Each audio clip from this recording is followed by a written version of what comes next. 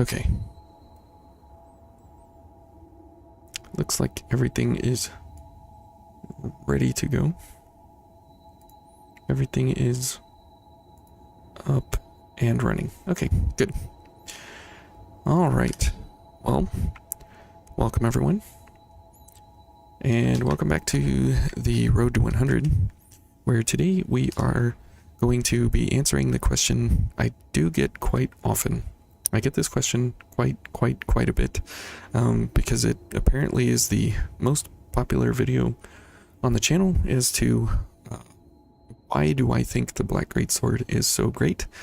And so we are going to play this playthrough right here, right now, and we are going to go all the way through, and we are going to do the Black Greatsword all the way through. So let's start the story again. Enhanced difficulty and 81 stars.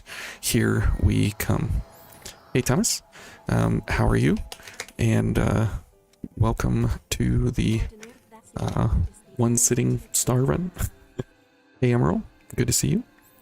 Sit back, enjoy yourself, and we will witness not max damage with the Black Greatsword. And the reason I'm doing not max damage is because that's kind of a simple pre-buff type thing. But how does the Black Greatsword actually adventure? How does it run across invasions? How does it run across, you know, just random enemies? How does it run across all these different kinds of things where you have multiple different kinds of enemies that you run into? And then how does it run into a boss arena all at the same time, right? So most of the time, weapons and builds and stuff, they're very situational. And before, I think it was like around episode 80 or something like that, we were making builds where it was like, how would you play through the game with the pipe? And that was our metric of, you know, trying to make a generalist build. And that was a long time ago. And so this time it'll be a much better generalist build setup here. And it's pretty incredible how the Black Greatsword can carry you through from beginning to end with pretty much any kind of basic ease, and all of the in-between problems that we typically normally have, they all kind of just disappear with the Black Greatsword. So it's pretty incredible. Now, who would you guys like to bring along as a partner? There is no specific partner that we are built for. Any and all of the partners are viable for this, so I'll leave it up to you guys. You didn't expect to be updating your Road to 100 document twice in 1 week. Well, I thought this would be a lot of fun because of just the amount of questions that I get on why the Black Greatsword, and there's so many other better weapons and blah blah blah. And it's kind of much better to just show than keep talking about it. And so I think this will be a much more enjoyable way of just watching everything disappear right in front of me. So doing a Fire City cosplay? No. This outfit though is just absolutely incredible. It's absolutely hands down my favorite that I've come across, and I've had the Golden Archangel outfit for like the longest time, but this outfit is just incredible. Very awesome. So if you guys have a preference on the person, I think for just this area we'll bring regular Mia, just because of blood-sucking blades, but there's or white Mia, or really any, it doesn't really matter. I guess let's start with Yakumo, because he it kind of falls off later, so we'll give him some time here at the very beginning. Okay, so first and foremost, the most important thing is that we have red shoes, and that is always going to be the important thing. Whoops, I missed him. And you'll see a lot of charge attacks here as we go along.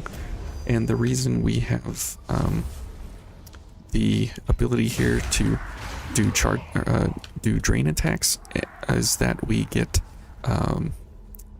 life on drains. Oh. And so we can do all kinds of awesome drain attacks and everything along the way here. And you'll see that this pairs really nicely with the Black Greatsword. It is really nice to have this ability here, that you can always have these abilities as you go along here. Oops. Okay. Oh, Yakumo. Why'd you knock him to the ground?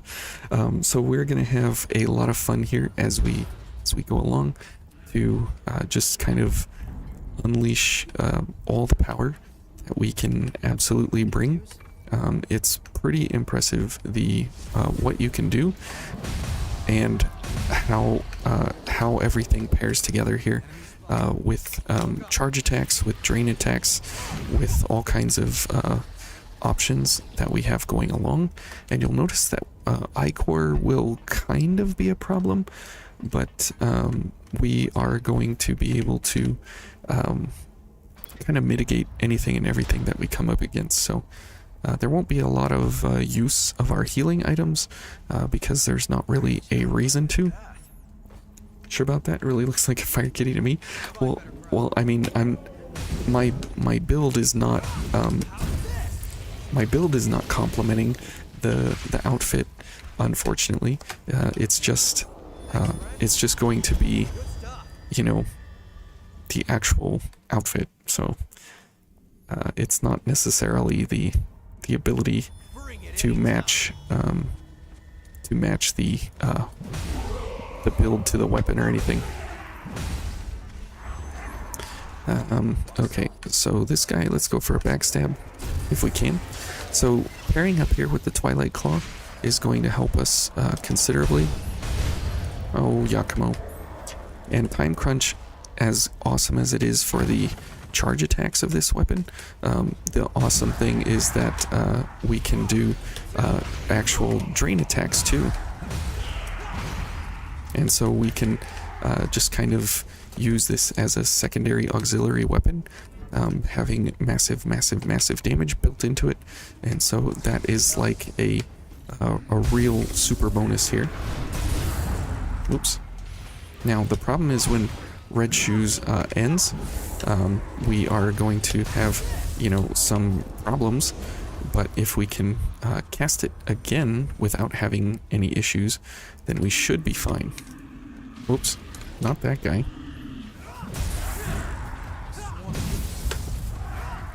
Alright, and you'll notice that there is not going to be there's never really going to be anything that we'll run into here in this first part that will really challenge us too much, and there's just going to be a lot of slamming everything into the ground, which is a lot of fun.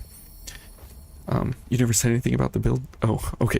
Yes, we are actually we're going to keep this outfit for the playthrough because it's just incredible, and I enjoy it so very much, and it's so pretty. And so it's really great. Whoops. No, Yakumo, why? Whoop. I don't know what Yakumo's doing, but we'll leave him alone for now. No, I want this guy. Okay. Okay. Can't really see much here, but that's okay. We just kind of ran in here and, you know.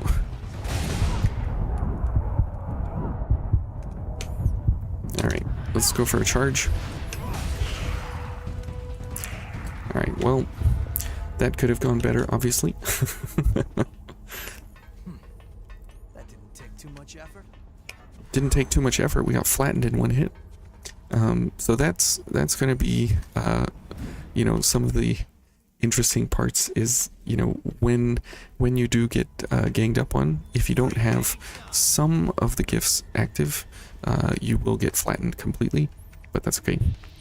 And the nice thing is that we don't really need to rest at the missiles because we can just keep going because we can heal along the way as well. So that's a really, really nice benefit that we can make use of here as we go along, because we can just keep doing drain attacks. No, Yakumo, it's my kill. My health I need to be pulling back. Okay, good. So playing with the Black Greatsword is a lot of fun because you don't really need to actually play like a hybrid style build or anything like that. You can kind of play whatever. Oh, you can play kind of whatever physical damage you want to play or anything else of that sort. It's a lot of fun because it is so powerful that that you can kind of play whatever whatever you want to along the way, and you will pretty much always come out on top, no problem. Okay, so now we got big bad boy here. Let's see, 31. Finally back on the surface. I guess that's plenty. Yeah. Rude. It's a big help. Yakumo's thrilled. Yakumo only ever being competent when you don't want him to. Finally. Yakumo's a very interesting partner, and so we'll use him here and kind of get him out of the way. Let's get some Ichor back here and some health, or no health. Thanks, Yakumo. Okay, good. Oh, he's in his dodge roll. Okay. Okay. We're getting some health back here. That's good.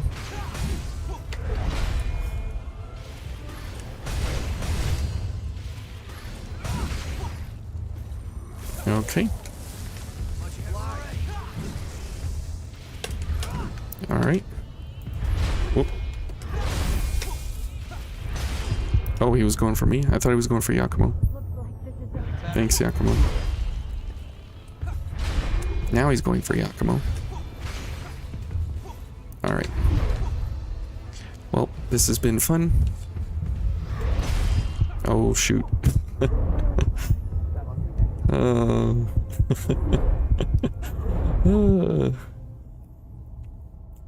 Well, that was an unfortunate turn of events there. I was trying to just be fancy with it, and I got punished for it, but that's what happens. 80 stars in at this point. The wind can one-shot me. That is pretty much sort of true, but sort of not true at the same time. How you doing, Demandre? Good to see you. You came in at a most opportune time. That would be so fun if everything would get harder and harder and harder, though, along the way. That would be pretty awesome. That would be my most ideal version.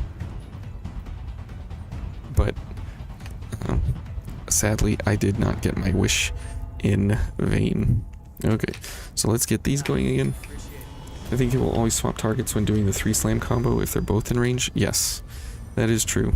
And unfortunately, we were stuck up against the wall there. Time for some payback, Yakumo. Okay, good. We'll get this going, and we'll go for a drain activator.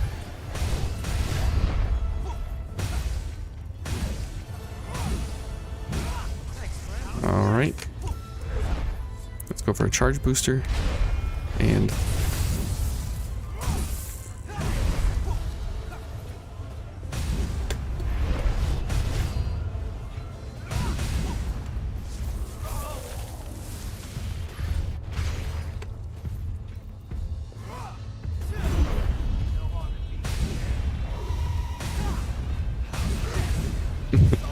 All right, Oliver. Time to go bye-bye.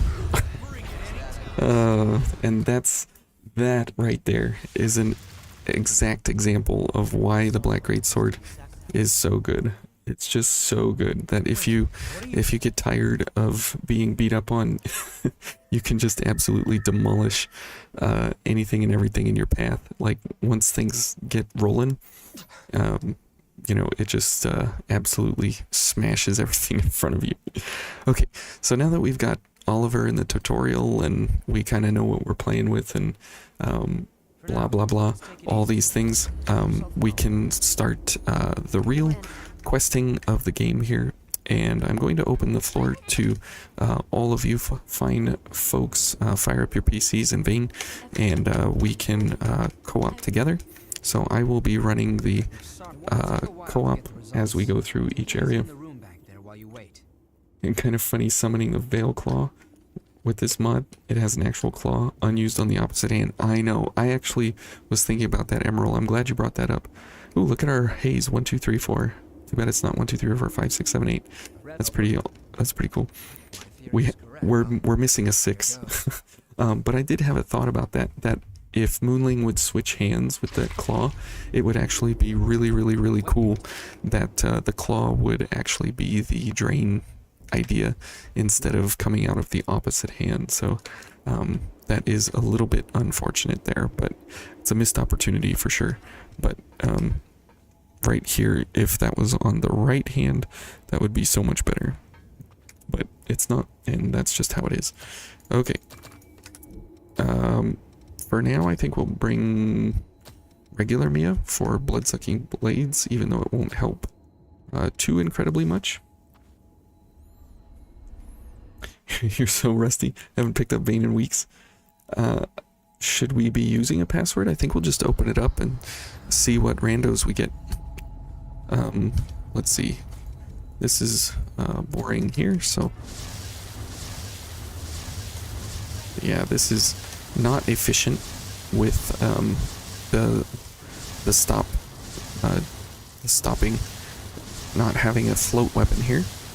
That is the absolute one downside of the Black Greatsword, is that it is a stop weapon. It is not a float weapon with lightning charge here, and so it does take you longer to get to places. Passwords make it easier to connect. Okay. Then could be neat with the stinger. Yes, it could be. We don't really have a good lightweight strength veil though. I need a dex of B+ to use this guy. A dex of B+. That would be hard to get to with what we're going for here. But yeah, that could be definitely a fire version of that later on. That would be pretty neat. Okay, we're gonna switch to fire because we're in the center here. Let's go ahead and set our password of Eva. Oops. And we'll send a distress signal. We'll put it here. Password Eva. And I'll go ahead and pin that. Okay, there we go. Okay. I doubt anyone will show, but that's completely fine. So the reason we're switching to fire here is because of the butterfly and everything being weak to fire in this area. And we will just continue the same build because this same build is pretty awesome. So as we continue along here, we will just keep smashing everything as we go along. And now that we are going to have blood-sucking blades here, we are going to have a tiny bit more Ichor recovery. Not an incredible amount, but definitely a little bit more. I missed the jump there, unfortunately. Oh, Mia. You stole my kill. Okay, here we go. Let's take this. Let's take as many backstabs as we can. As if you could ever forget the password. That's right. That is right. Let's get lightning going on our weapon here.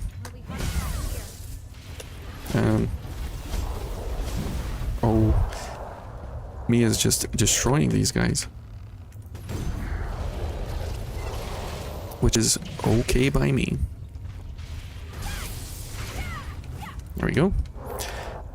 Now, I know we are using the veil here quite a bit, but that's just because of the fact that it's a lot of fun to use the blood veil in conjunction with the fact that we do have a charge attack weapon running along here. And so that is really nice that we're able to do that. You're not always able to do that. Every time you run a build, most of the time, your weapon and your veil do not coincide. But this time, when you have this kind of a setup, you absolutely can coincide things together, which is really, really nice. Okay, so now we have almost the entire build going, which is pretty awesome.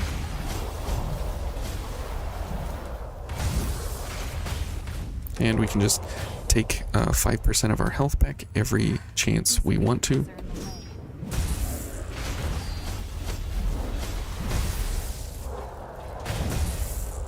Okay, so we are just smashing through these guys because of the fact that we're, not because we're anything built particularly good, it's just because this entire area is pretty weak to what we're doing here.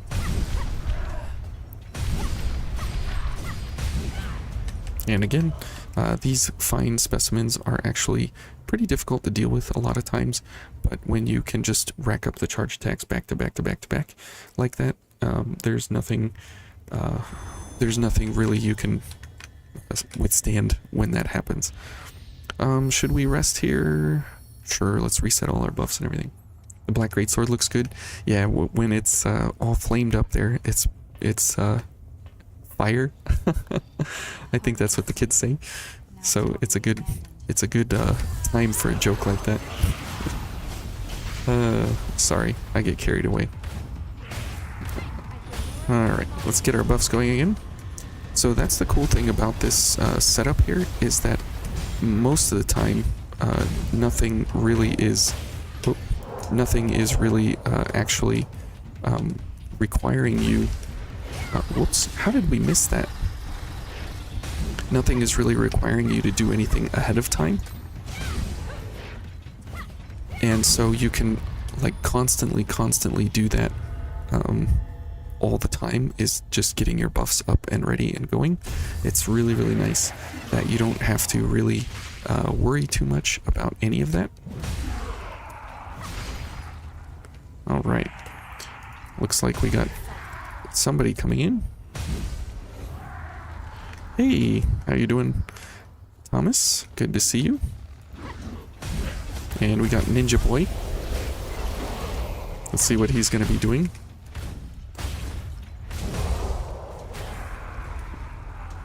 Ooh, purple.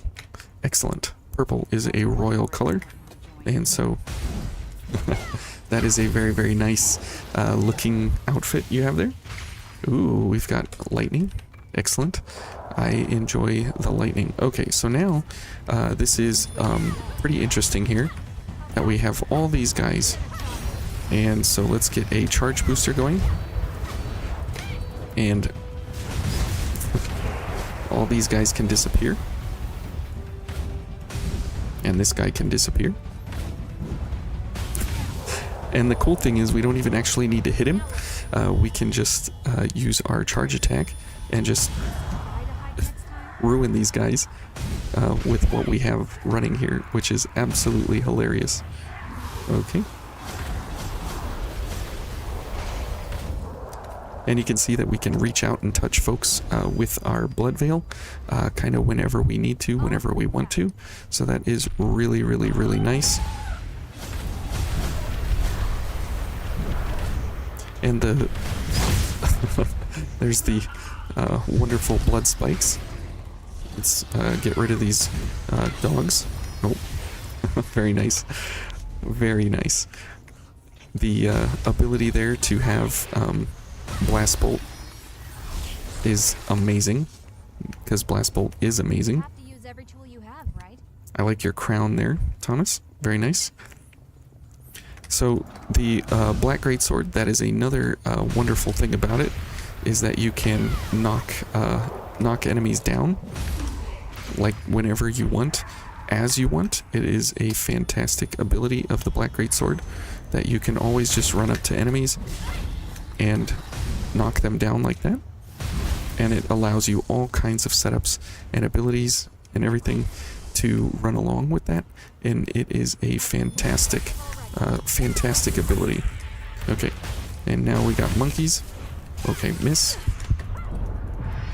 And let's go for a charge so we can get some health back here. Now these guys are particularly awful, right?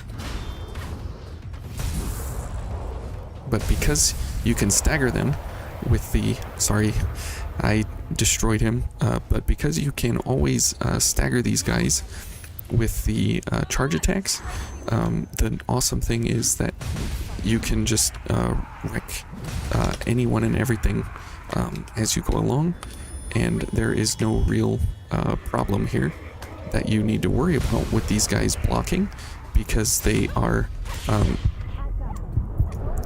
always going to be staggered when that happens. So pretty awesome that that can happen. And since we have a friend, we are not going to be getting the missile. We will just run backwards this way. Ooh, I think I got that hit, so that was very nice. And I guess we'll go ahead and heal here, just to for a safety factor. And as we go across the bridge, we've got double gift extensions, so definitely go for a charge booster here.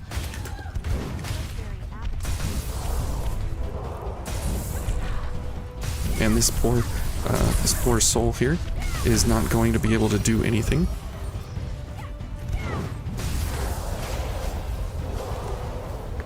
And that is the power of red shoes mixed with what we are going for here, which is really, really awesome. So that is why the Black Greatsword is just so incredibly good, because most of the time you're able to just constantly, ruin these enemies, because the stagger is, I can't see anything except giant body.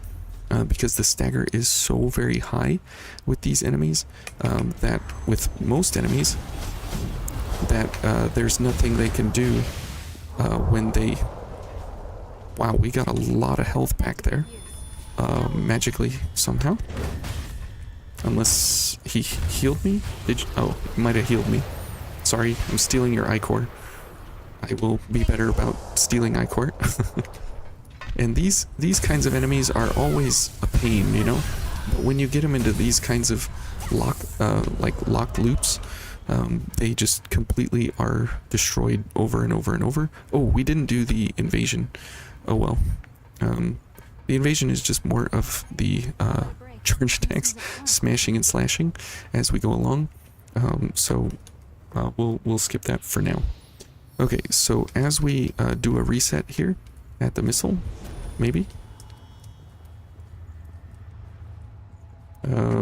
Okay, we can't rest at the missile. That's fine. I feel more effective already. Alright, so what we need to do for the butterfly, right, is we need to do fire. And so we will get rid of lightning to make sure that we have plenty of fire. Okay, and we just saved Mia's life right there. Okay. So what we will go for here is we will go for 25% damage increase for all of us. And I love the pipe. Thank you for bringing the pipe along. That is amazing. Okay, we'll go all these things, and we will go for a buff here a little bit, and we are on our way. And the butterfly will go kind of quick as well, just because of the fact that you know, we are going to stagger her all over the place. This is kind of funny. If we can get some attacks in here. Okay. There we go. She's already down.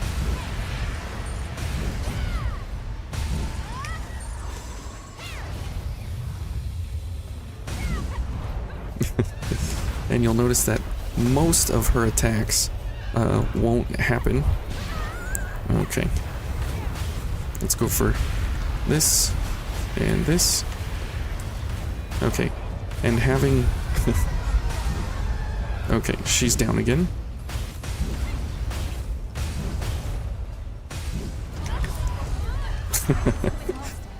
And a mark of honor. Well, thank you, Thomas. That was fun.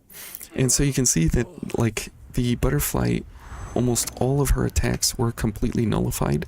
There was nothing really that could happen there that she was even able to do in between. She did get a few attacks in where she hit us a few times, but the funny thing is that, you know, she just goes into a hard stagger in phase 2, which is usually very, very, very, very, very difficult to get a hold of, and that usually cannot happen because it just absolutely doesn't go well trying to get that much stagger out on her. And so that is pretty incredible that we can just make her flap around and she can stagger and fall. There's no other weapon really in the game that can stagger lock a boss quite like the Black Greatsword because of the blood pillars. And if we go for precision here and we get 25% more balance damage, that will also stagger and apply to the gift triggers because it is a weapon attack from a sword. So it's even, and each pillar gets that balance damage update. So it's pretty incredible how much damage actually comes out and how much balance damage actually goes along with it. Well, your vibing is doing well, and I appreciate the vibe. Send a distress signal. We'll go ahead and rest one last time. Now we are in this area, so we switch our elements here to ice and blood, and let's bring Louis along this time. We'll bring Dark Louis. Okay, and so then here we go again.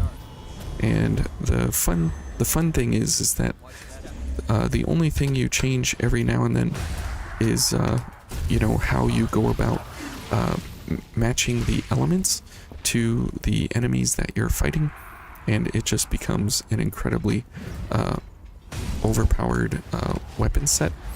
And so it's a lot of fun to mix and match these elements as you go through the game, so you start to learn, you know, when and where you need to do things. And 2 hits and these guys are toast, so pretty incredible here.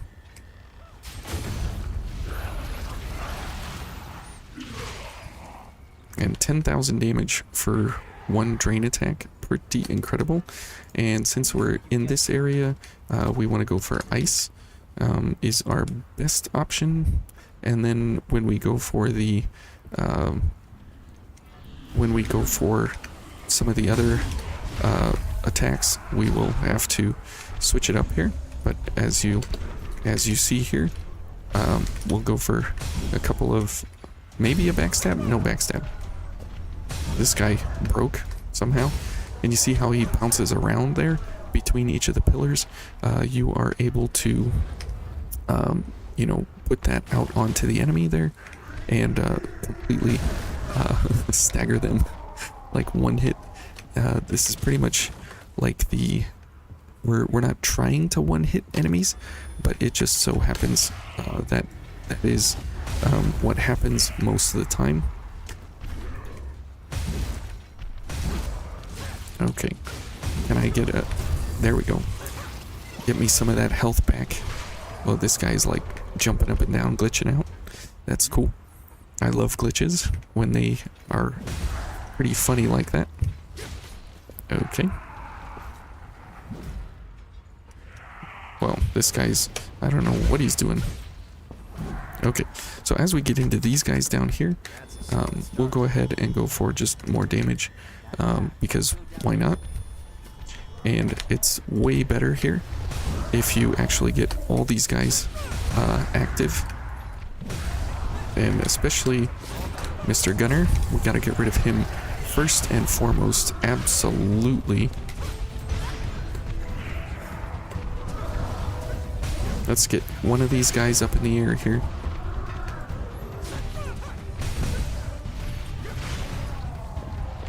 Okay. Yeah, getting focused with the Black Greatsword is a little bit ridiculous of how overpowered everything gets. Alright, everything is up and running here. And so we are good to go. And Louis gives us his overdrive, which is 25% more damage for us. So even though we are pretty overpowered, having more damage is just that much better gooder.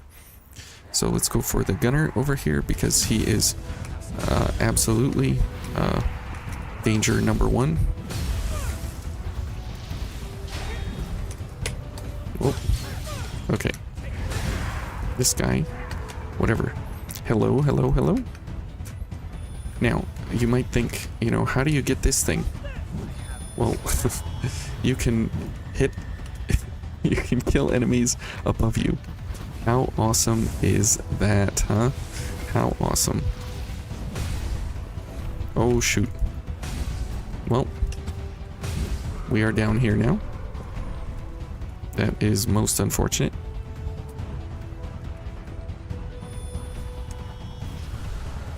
Okay, well, you know. Uh-oh. Thanks, Louis. Uh-oh. Oh no. And I got thrown off the map. Even worse. And we're all the way back at the beginning. That is the most unfortunate turn of events there, to get tossed off the edge. So we'll just go ahead and skip these guys for now, because we've already done all of these and there's no point. And the Despot is absolutely a joke with this setup here, and it becomes way hilarious, you know, because of when he gets staggered around. It's absolutely hilarious how his body will be flopping around as we go along, so it's pretty funny. We'll get there, we'll heal up, we'll get everything going, and then we'll get on our way. But the Black Greatsword, as you saw there, Tetsuban got hit by the lag, I got hit by the lag a little bit, and we both lost it pretty bad. But, oh, ouch. So I guess I gotta go down there. Oh. I guess I gotta go down and get my haze down there. Okay, you guys hang out up there. I'm gonna, oh, this is bad. I'll grab my haze. We'll get over to the missile here. Please don't hit me. Okay. At least we were up the ladder already. Okay, everybody's running around here.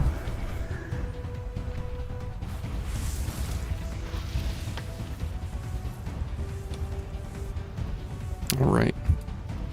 We made it. And we can go ahead and heal. Right in the middle of a bad situation. Yes, that was a pretty horrible situation. So here we will definitely pick up precision and watch the hilarity ensue as we go along here with this kind of a setup.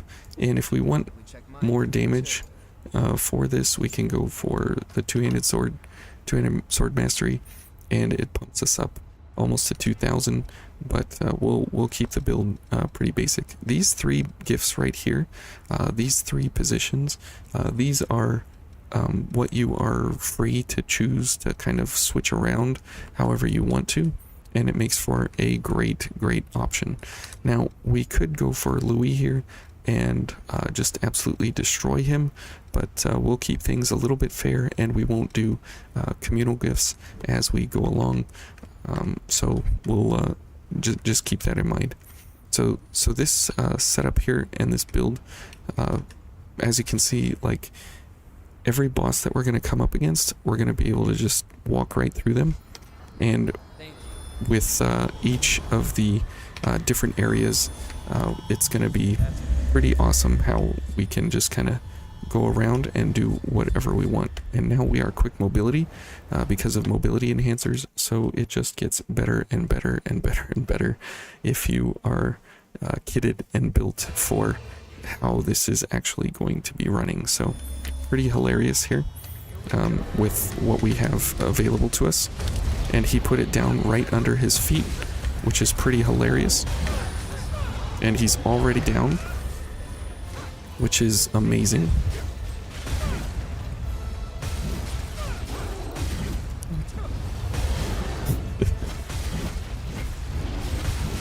And he's down for a second time in phase 1.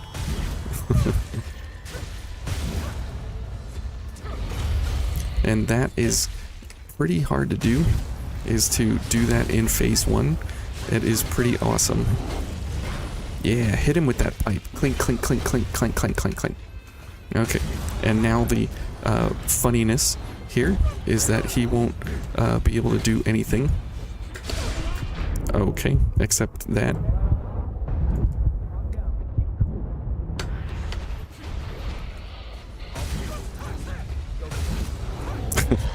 And he's just going to stagger over and over and over. Oh man.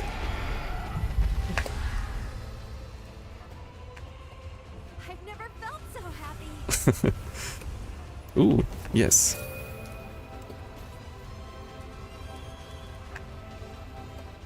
Oh. So that's the funny thing. Here it is. Hey, Cent Dollar. Thanks. We are finishing 80 stars this run, so stick around if you have a Friday night to spend. I'd appreciate it. I enjoy hanging out with you guys, and so that's the funny thing about having precision mixed in with this build set here, is that you can absolutely wreck large enemies and large bosses like this, because you have the ability to completely knock them around over and over and over and over and over and over. They never give you enough time to show off the cool animations. I know. That would be so very wonderful if there was like at least another second or two, probably another two seconds or so, to be able to do that. That would be so very nice. But unfortunately that is not the case, and it always cuts off too short, because you never know what the other person's gonna do. No, I don't have transfusion installed. You're finally at 908 medals. Awesome. Congratulations. Thank you, Louis. And then I'll go ahead and heal. And we should be able to make this fall. Okay, which almost missed it. What a strange place. The sort of place I'd expect. If you would like, I could Go sideways. start over, and I could put it installed, and then start again. So the I'm on my way. why I prefer the Black Greatsword over something like the Argent Wolf Kingblade. The Argent Wolf Kingblade is absolutely incredible in its own right, and it has its place. It's just that the Black Greatsword does just offer so much utility for any and all situations that you come across, that there's just almost no there's almost no comparing it to almost anything else. We'll take White Mia this time. Whoops. We'll send a distress signal, and in here we absolutely want ice, and we'll keep precision as we go through the area here. Now in this area it's pretty rough because of all the running and stuff that you do, so it'll be nice to have a double gift extension here. You do? Okay. Now normally you want to go for Ice Crush in here, and we have a blade doing slash damage, but the pillars are crush, so we are able to do a huge amount of damage because of the blades doing or the blood pillars doing crush damage. So it's very, very nice. So we absolutely have the damage, and we absolutely have the right typings. And you can see there that the blood pillars do an exceptional amount of damage as we go ahead and attack these guys. It is very, very, very fun. And you can see that we're just kind of like waltzing through here. No real problems at all. And having red shoes just makes everything, just makes everything better. And it's cutscene time. So that's the fun thing about the Black Greatsword, is that you can play it like a regular weapon, or you can play it like a charged weapon, or you can play it with a hybrid build set, or pretty much however you wish to go about playing this weapon. You absolutely can. And that is the great part about having a weapon like this in the game, is that it can do anything and everything, and it can switch and swap between whatever you wish it to be, and it will do you wonderfully. And we should probably go for what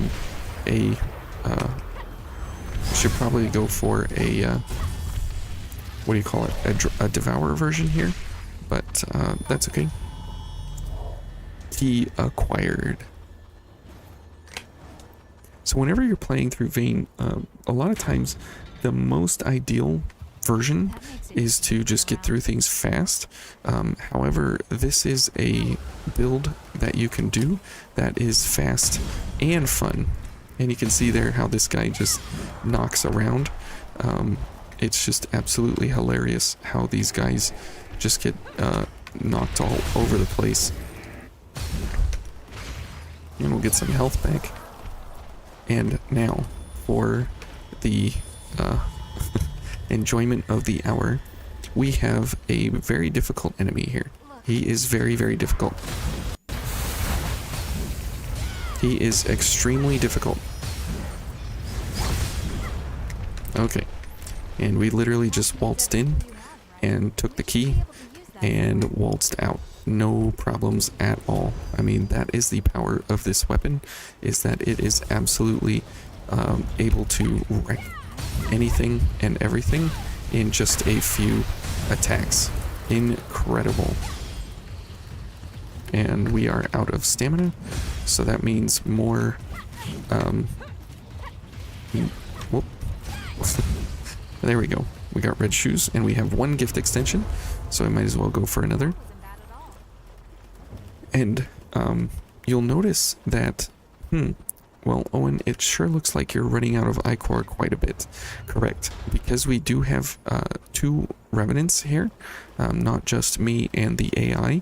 We are going to have our Ichor consumption kind of cut in half, because there is going to be more damage on the table than what we are just doing on our own.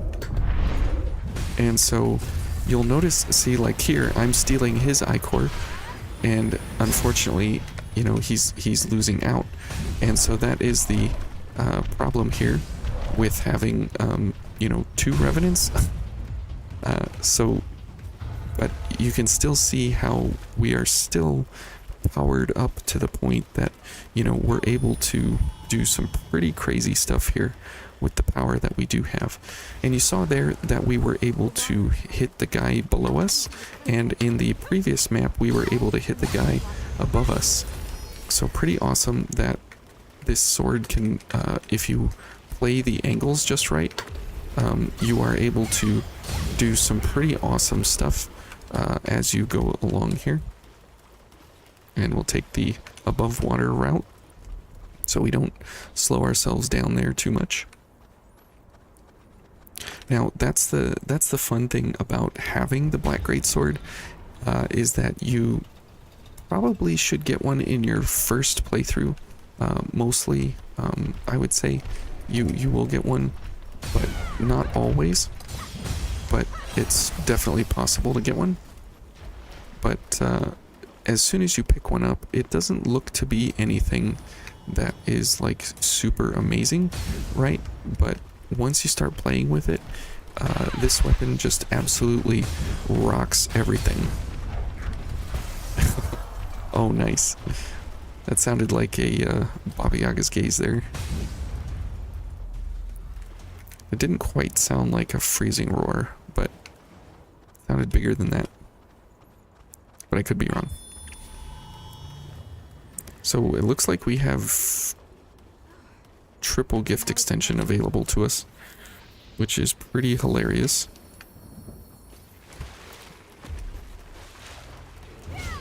Okay. Ouch. Ouch. Boy, I mistimed that one for sure. Is it coming down? Okay, well, whatever. Alright, so let's go ahead and switch to the Devour version for the, what is this fight here? And then we should be good to go. And we should probably go for a pure blood. But we'll see here. There's plenty of opportunities to slap this lady around, so sure, we'll go for a pure blood. We'll do all the things. Those man-made structures are burning. Okay, and now this is also fun because this boss is pretty difficult once the spins happen and the slides happen, but you can stagger her out of everything, and so you'll get a very, very good understanding here of why this weapon is so powerful.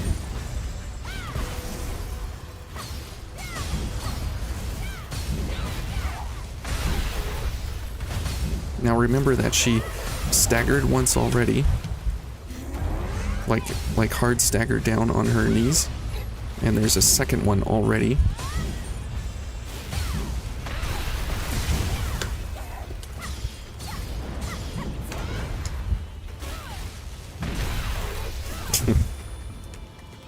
Okay, there's a slide.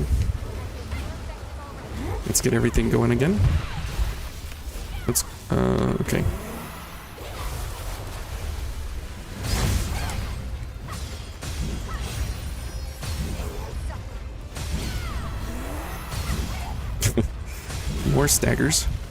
More staggers, and a third stagger. That is why this weapon is so powerful, because a third stagger is exceptionally difficult to get to. Very, very, very hard to get her down on her knees 3 times, and the Black Greatsword barely sticks it in here right at the end. So very, very awesome that this weapon was that this weapon can get that amount of balance damage. And that is the key that this weapon is built all around, is balance damage.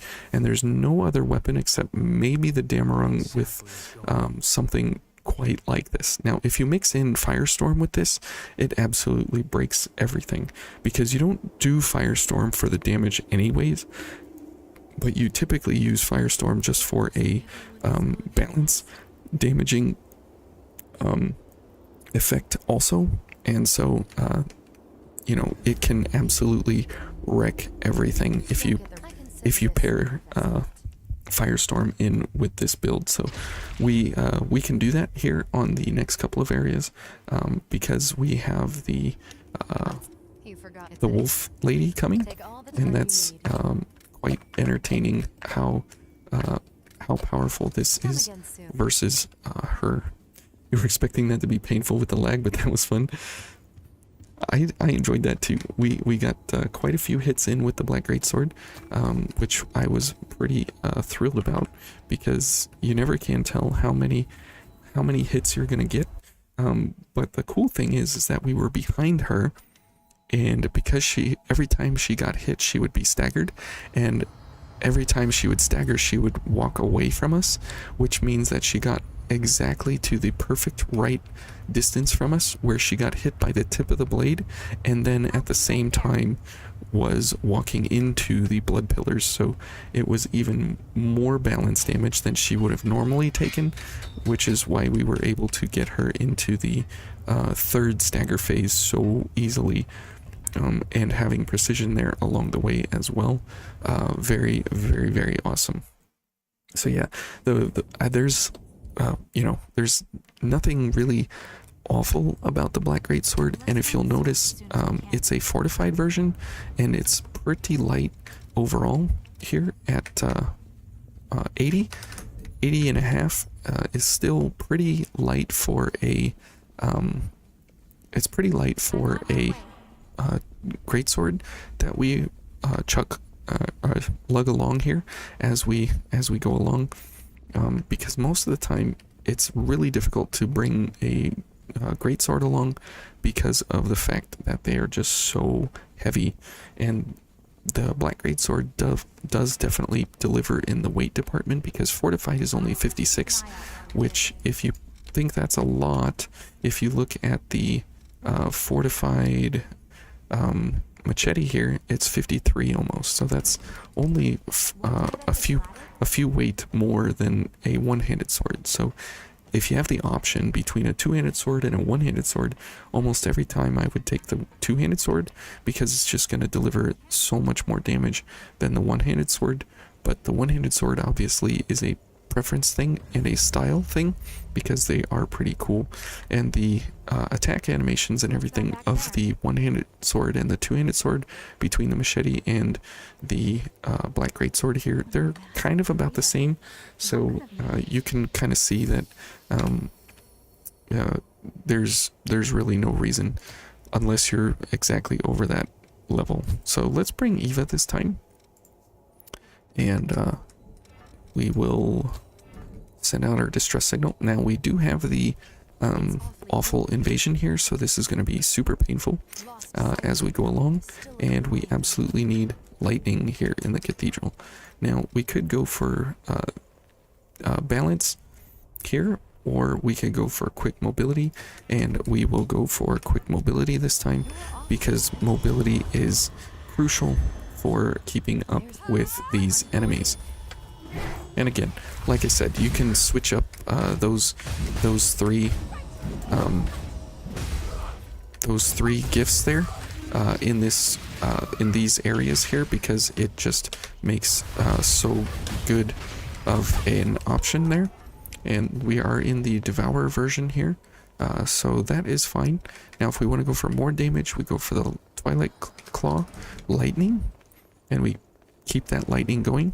That would be super nice, but we'll keep up the Ichor version here, because we are in desperate need of all kinds of Ichor.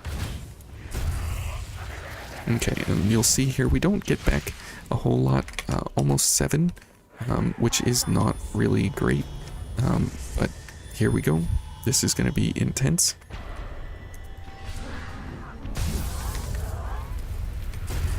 Oops, sorry.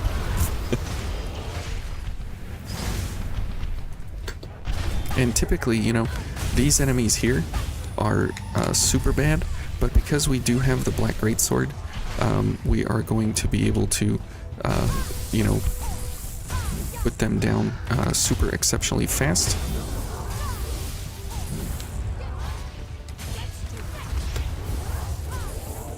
And having the ability here to be quick mobility is so very nice with such a giant weapon here, and the power that this thing yields.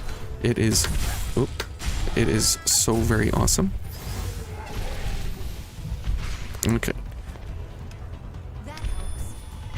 Whoa, monkey. Ouch. Eva. What are you doing, Eva? Oh, Eva. What were you doing? Just blocking? Ugh. That is unfortunate. You're really back. I'm so glad. I am back. So you can see there that we did not have the enough room to back up from the giant boy's reach, and so that was a little bit of a oversight there, because if we would have had the ability to do the charge attack there, we would have drained him completely and made him stagger, but we weren't quite able to do that. So we will wait here for a minute. Now the cool thing about Vayne, right, is that when you spawn into someone's world, you don't spawn at the missile, you spawn with the Revenant, which is great because that is so much smarter, because that is where you need the help, is there with the friend that you're spawning in with, not way back somewhere else. So that's a nice unique ability of Vayne. As you can see there, he spawns in exactly right on top of me, which is great. Okay, and we'll go for the charge, and we'll go for this. We'll go for drain, and we'll go for a charge. Okay, and here they come. Oh, monkey. Okay. Can you come over here? No. Okay. And it's pretty neat that Eva does a ability there to whoops. Okay.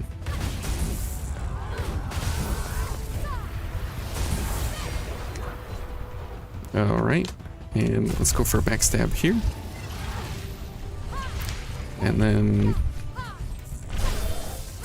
absolutely need this fine specimen to disappear. So you'll see that Eva does her drain every now and then. And that is because she's breaking the shield on these folks. That helps.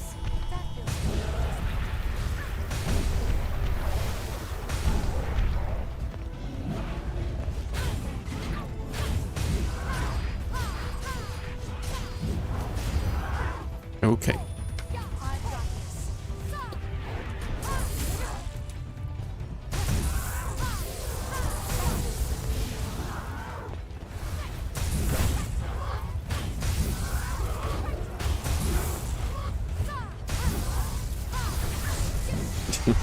Okay, so you can see there at the end, the charge attacks were just, constantly going, and we were able to just absolutely demolish those enemies, which is pretty hilarious because typically, you have a really, really hard time going about engaging enemies. Oh, there he goes. Okay, see ya, buddy. Do you see any landmarks? And so that's the really, really fun thing about this entire setup, is that you can just, absolutely run over everything if you want to. And you can see there that we were going for like 4 and 5 enemies all at the same time, which is pretty great. Now we should be bringing some healing items along here, but we're just going to accept the fact that we're not. Oh, see ya. Down he goes. Ah, supernatural blood. Excellent choice there, Ketsuban. Okay, and now here. Oh, always parry, because this enemy is pretty predictable in how she reacts. So always best to go for any kind of parry when you can with her. Let's see. We'll go for some cleansing light, and let's go ahead and bring some healing here for our friends, just in case. Oh.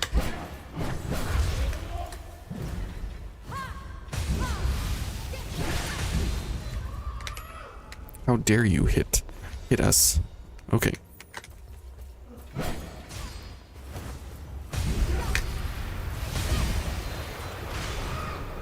Sorry, stealing your Ichor.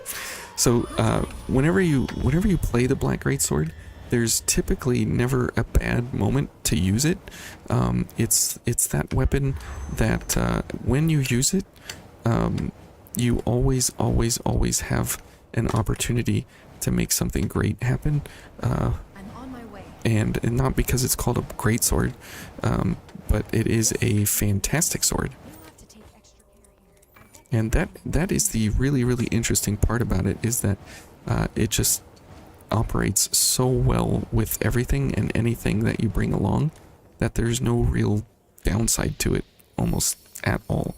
I mean, there's a lot of weapons that this weapon can't, or there's other things that other weapons do better, You're a but quick one. they are like single kind of weapons. Like the Impulse Anchor, it has an incredible charge attack, but it doesn't really have a good moveset at all. And like the bayonets, they're really good at being bayonets, but most of them are pretty bad at being weapons. And so that is kind of the problem that we have. Running with a lot of those things, is that we just usually don't have any option really to go for anything that's kind of a one-stop shop, or any kind of oh, come back. Oh. And so that's what makes the Black Greatsword so very good. Okay, what are you doing? Okay, I missed. Wow, that was odd. She was like bouncing back and forth the whole time. Very strange. But okay.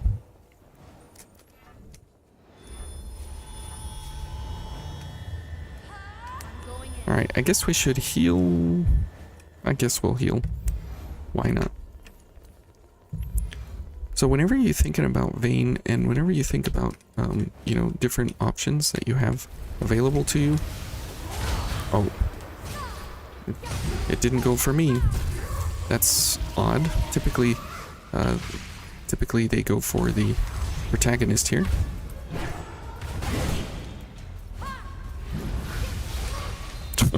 Nice job, Eva. It's just amazing how fast enemies melt in front of you with the charge attacks that this weapon brings. It's just never ever a bad option. It's always a great option.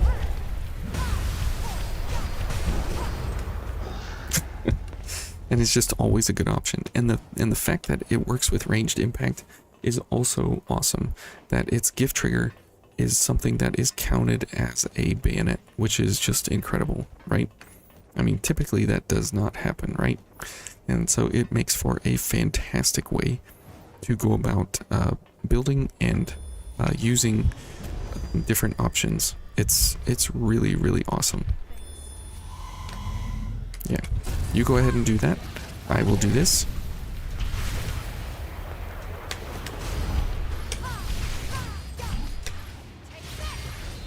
Oh boy.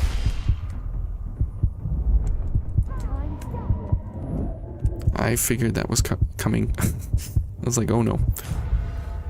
We do not have any kind of ability here to withstand crush very much. And so that is a real problem.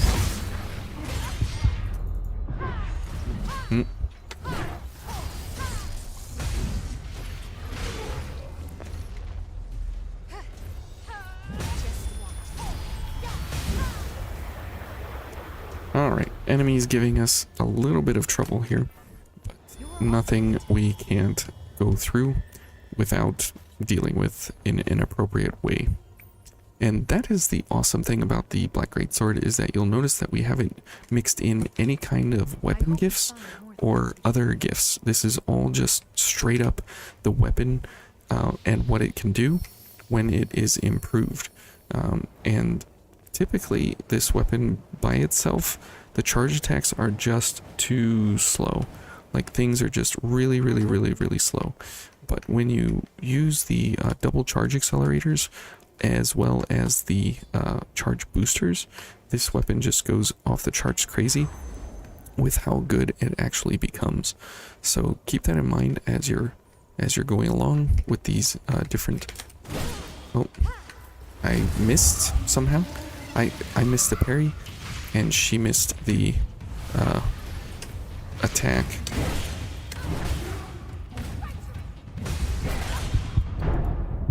Wow, okay. Not sure what that was. Ah, he's going for the one-on-one match.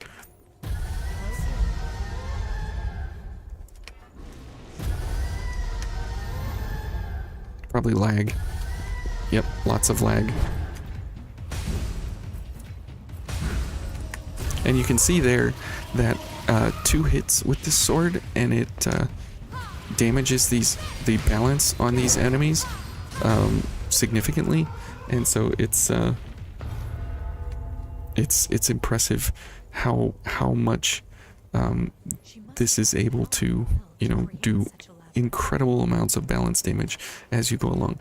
So whenever you get down to this point, it's always important to switch to regeneration shift and then heal, because then it heals you for 80% of your health, and so that's a fun way to trick the game into giving you more heals along the way as you go. Suicide bike co-op to get your ichor back. Okay. That makes a lot of sense. Oh, see you later, buddy. Alright, we'll just go for some backstabs here. Now, we don't have to go for the Devour version, and we could go for, you know, some other veils and stuff. But the ability here to have something at pretty lightweight is most ideal, because of the fact that, you know, we do want to have some kind of mobility. Has rushed over to assist you. Thank you for rushing. Oh, good job, Eva. Alright. Ledge protection coming in handy there. Yes. Absolutely. That is a very, very nice option that happens when you are getting close to an edge and you're doing something like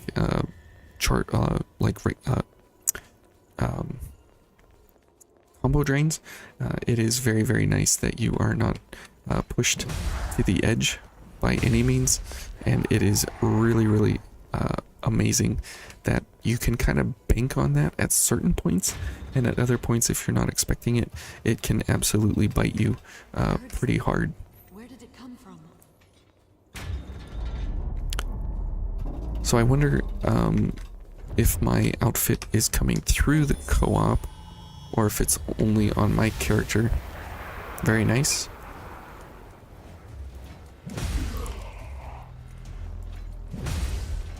Whoops, there he goes. Now, for the Nicola fight, we will absolutely be bringing Firestorm along, but because of the balance damage that it does, it's pretty hilarious. But for now, I think we're doing quite well enough that we don't need to be doing quite that amount of balance damage. I had a double take at my co-op partner looking almost like one of your characters. Maybe it's you and you don't even know it. Yeah, you go ahead and fight her. I'm gonna go up the ladder. I don't know where Eva went. Not sure where Eva went, but that's okay. That's a juicy skin. It's a wonderful skin. This is the coolest thing. It's the coolest skin I've seen. It's amazing. Moonling did a fantastic, superb 10 out of 10 job. Just watch. He did an IGN 11 out of 10. What? Good time. Wrong hair? Do I need different hair?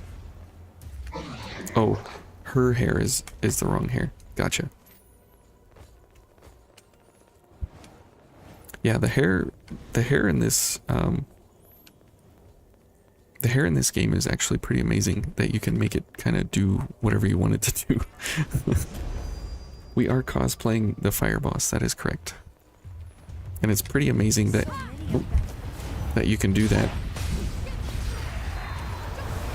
Because this skin is absolutely incredible.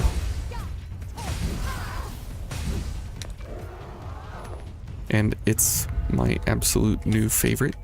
I absolutely love this skin. It's just so impressive.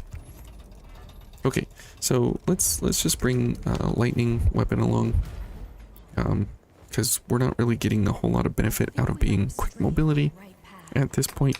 So we need just more damage, and so this is the way to do it. Whoa. Way to go, Eva. Atta girl.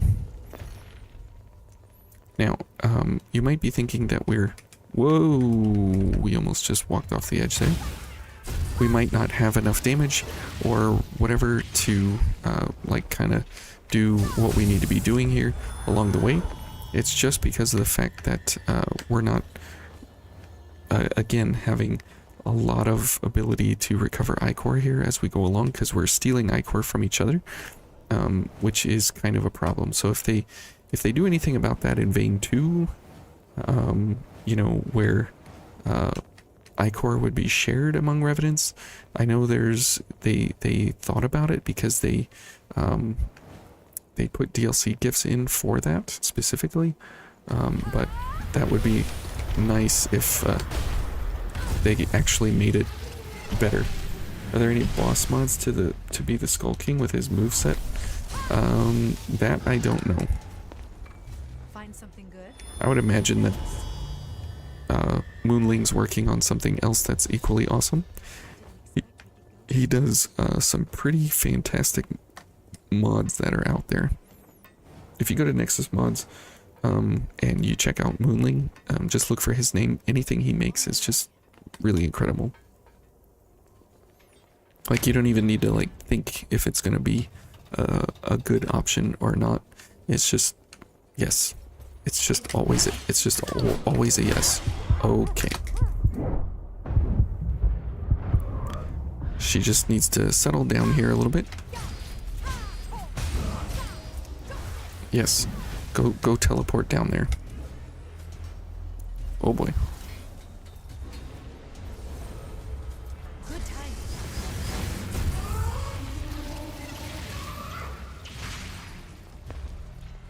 And oh, I was gonna say maybe I'll get it, maybe Eva will get it, who knows.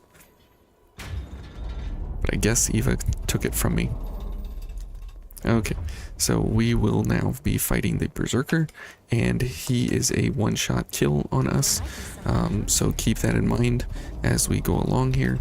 We are going to be in a really bad way, because we are going to be, you know, hit and then gone, so we will go for as much defense as we can, and then let's see, we will have to switch here to blood, and then we will have to get our oh, are you coming back? Okay, we'll take the double gift extension. We'll wait here a second. Just watch.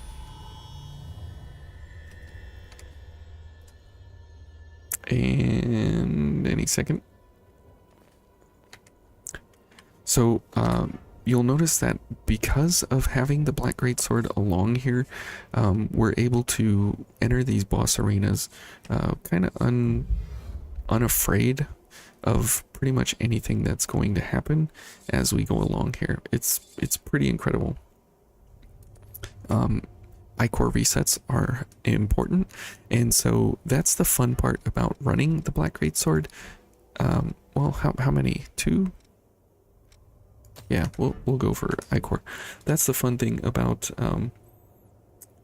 you know, having the ability to have a weapon and a build that you can go through the entire game without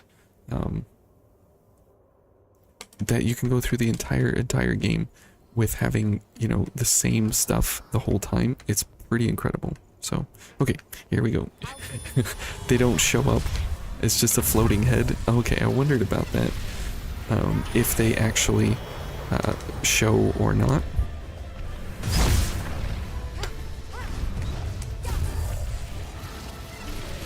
That would be pretty funny if that really is the case.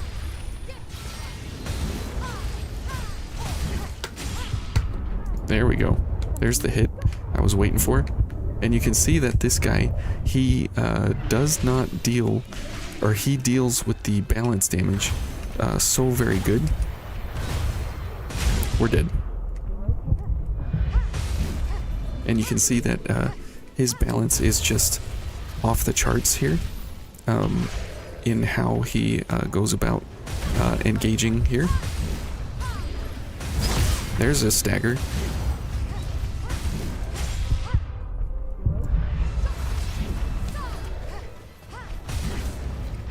But you can see that he is one of those enemies that really has a hard time with the stagger, because he just has an incredible amount of balance. So that is a very, very difficult process to work through there. And so it's really amazing that we even staggered him twice, I think, because typically he does not stagger because his balance is just crazy high. I'm sure somebody out there knows the exact values of his balance. I do not, but it is extraordinarily high, especially in phase 2 when he has 50% damage reduction. That is very, very, very problematic. So let's get back to our Blood Veil here as we go through, and we will send our distress. 80 stars. This is the year of 100 stars. Hey, you never know. We might get there. We might be able to get there. A flaming variation of that floating emote. That would be nice. You gonna take a break? Okay. Have a good break. Now we are stuck with regular Jack here. And this is not exactly a great option here, but that's okay. And through here, you can go for ice, flame, or lightning. I choose to stick with ice as we go through here. No problem. But it's just what I prefer. You can go for any one of them. It's no problem. But as we go along here, Jack is going to give us ice, or sorry, Jack is going to give us more stamina, but we don't really need more stamina, right?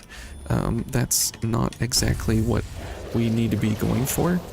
And so that's the funny thing, is that he gives us stamina, but we don't need stamina, right? So we'll stick with the Ichor version here, just because it is the most appropriate here. Okay.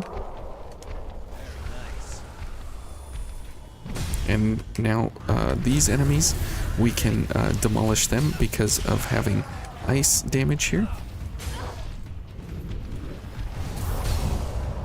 And these guys stagger because they are hit by the blood pillars, and so that bought us plenty of time here to you know, whoops, what was going on there? Okay, so being able to stagger guys behind other guys, it allows us the ability to you know, set up for different different attacks, which is really, really great. What new element would you want in Vayne 2?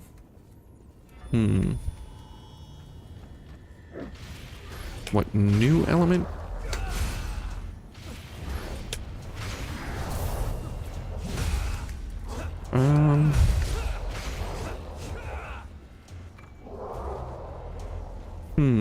A new element.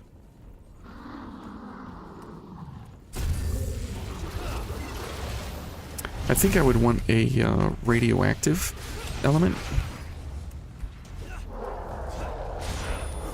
Because Vayne makes a lot of sense to have some kind of radioactivity action going along the way here, because you know, of all of the dystopian, you know, area here and everything, with all the smashed everything. I think it would make a lot of sense to have like broken power plants and whatever, you know, instead of some other element. And so like all of the like all of the areas are just all completely whoops, wrong guy.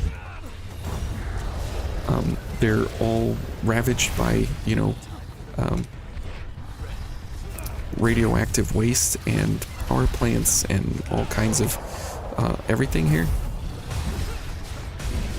And so that would be an element that would absolutely make a lot of sense.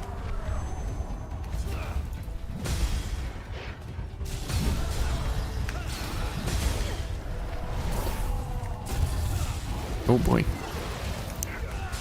These dogs. How did I do a drain attack on that guy and he didn't get drained? That's kind of weird.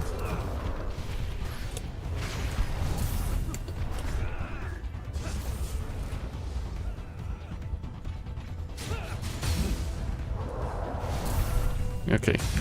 Let's stagger this guy, knock him down, get some damage going there.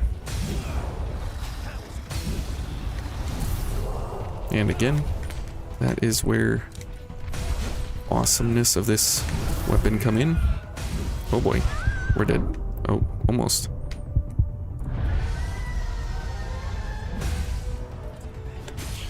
Oh boy, are we dead? Yeah, we're dead. I got stuck on the ledge there. That is unfortunate. Kind of hope a sequel has a little more of multiplayer stuff. I definitely wish for way better multiplayer. That would be very, very high on my priority list, is that multiplayer right now kind of is, you know, it's a thing. It's here. It's absolutely part of the game. But it is pretty lacking in like the connectivity and stuff. But I would think that you know, something along the lines of having the ability like Zero Recast, that absolutely breaks the game. Like, you just absolutely demolish everything that you come across because it's so overpowered. I'm fine with that because I like that. But the reality is that, you know, sometimes it would be nice if you could just have better co-op instead of like game-breaking co-op. You just have really good co-op. Like, you don't have to break the game every single time that you, you know, play the game. But you do have to have good co-op and good connectivity, right?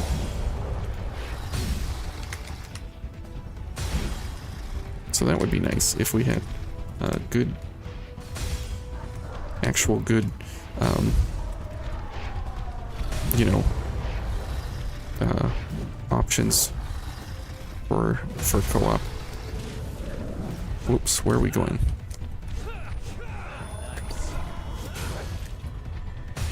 Okay, this guy. Okay, we're in a pretty good groove here.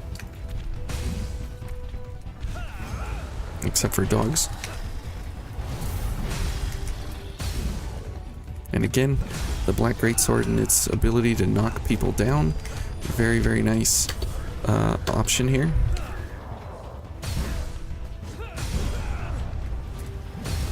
And again, the staggers are just on point. Okay, and now we have our favorite enemy. Whoops. And now we can stagger her into oblivion because the Black Greatsword is so good at its job. Okay, so that's the invasion. Very, very good. We had a pretty good run that time. Dual wielding needs to be a thing. That would be nice. I would love to be the Skull King with 2 Argent Wolf King blades. That would be most impressive. Watch between the buildings. That's a good idea.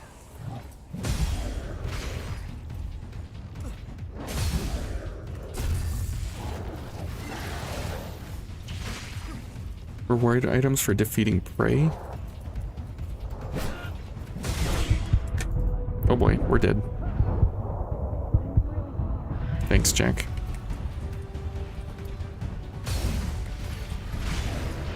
Oh boy, dogs.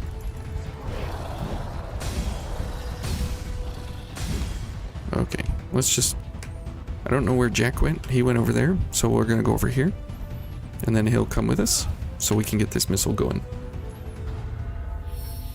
Nope, we're just hoping on Vein 2. That is absolutely a pipe dream of mine that we just keep wishing.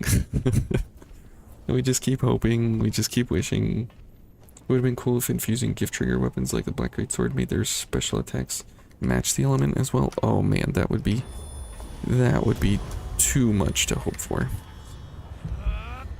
Thanks, Jack, for the extra stamina that I won't use. Now, this room here is one of those rooms where you say, oh wow, that's a lot of enemies, and I wish I had something to deal with these guys.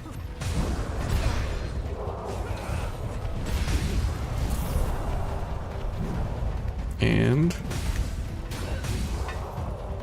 you absolutely have all the tools that you need to deal with those guys. So pretty awesome that we're able to just kind of smash through there. No problem. We did get hit once, but that's okay. Yeah, Vein 2, that's definitely something we're still waiting on.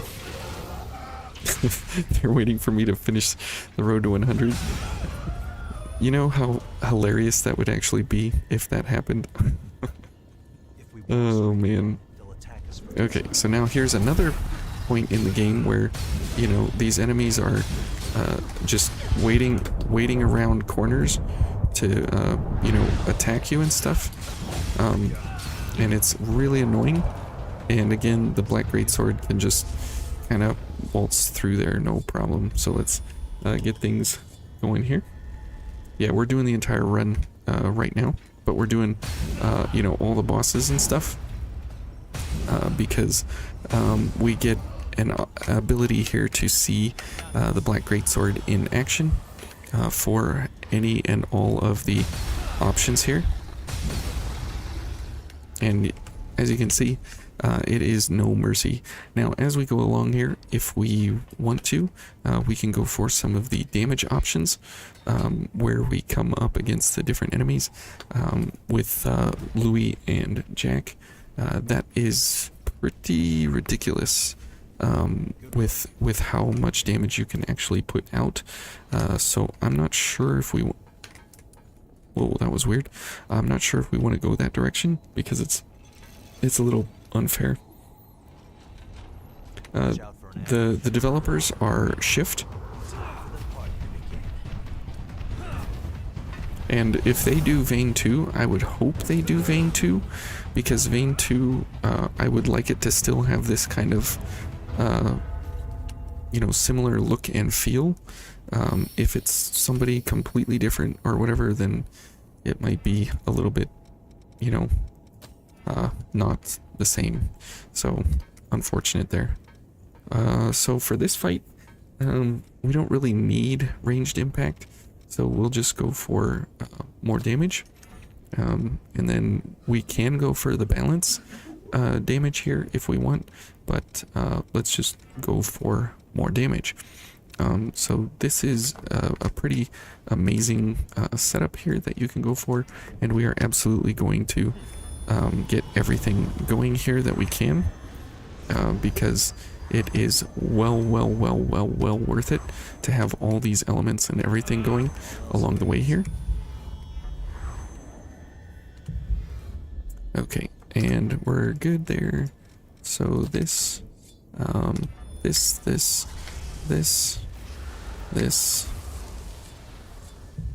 Okay, and here we go.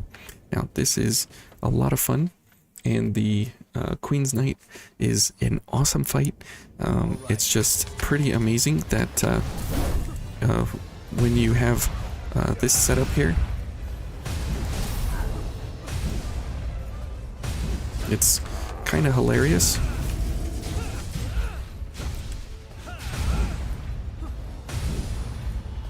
Oops.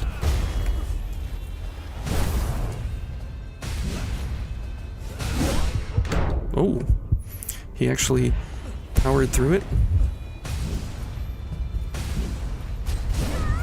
Wow, he powered through both of those. Okay, I see how it is, Mr. Queen's Knight. You just want to vein anime? That would be neat. You find yourself liking the black weapons a lot.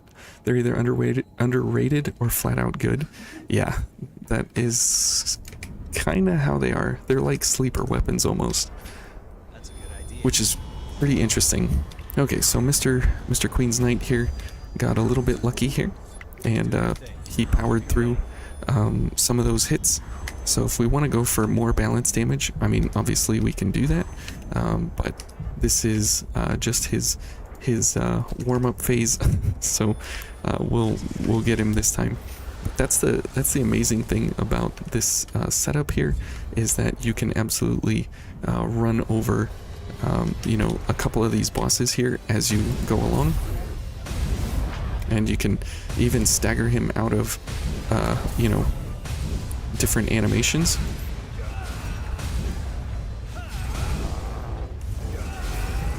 Okay, now see, he went down on one knee. I don't know why he didn't do that last time.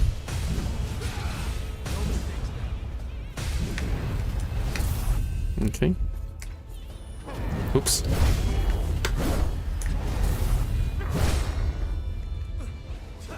Okay, and we are out of charge.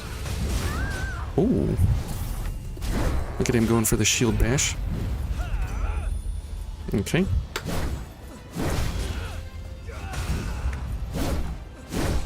Ooh. There we go.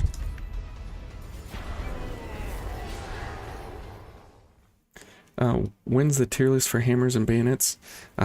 Still working on it.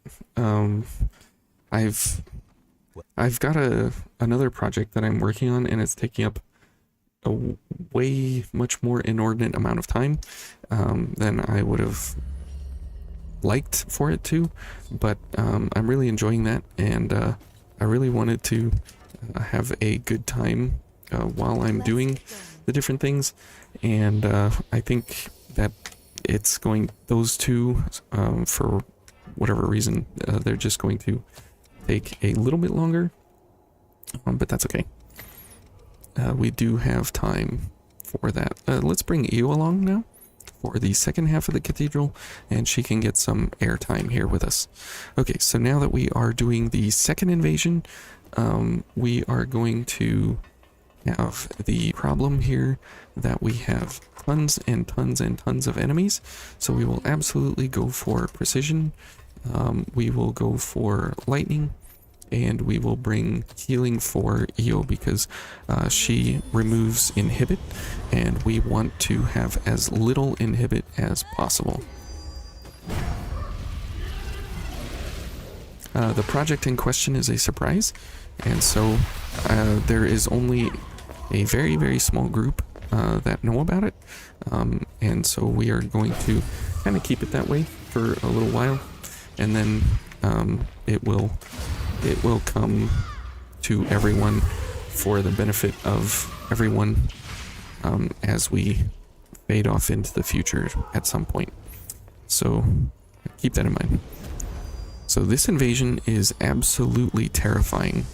It is difficult, it is terrifying, it is painful in so many different kinds of ways, but with the Black Greatsword here, we are going to have the ability here to do some pretty awesome things as we go along. Okay, and let's go for Drain. Because we do need Ichor for our weapon attacks, and so we will keep that going here.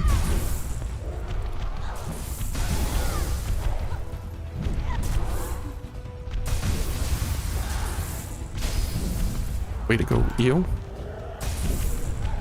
Now, typically, these enemies are very, very difficult. And you can see there that we were able to stagger them out of animations, which is awesome.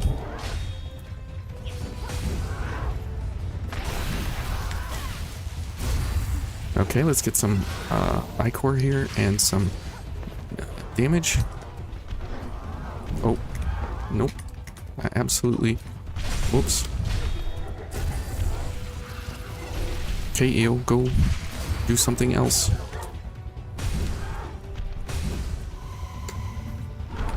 Okay.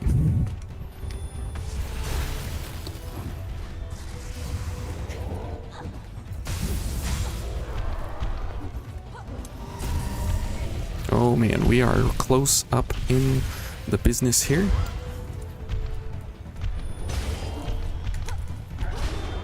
Alright, let's back up here and get our bearings a little bit.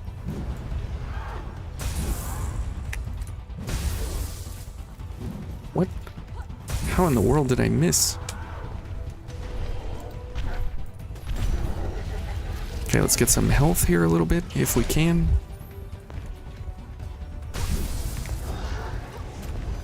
Let's see. Oh, there you are. Definitely go for a backstab. Get some of that health back. Now, this invasion is absolutely brutal. Okay.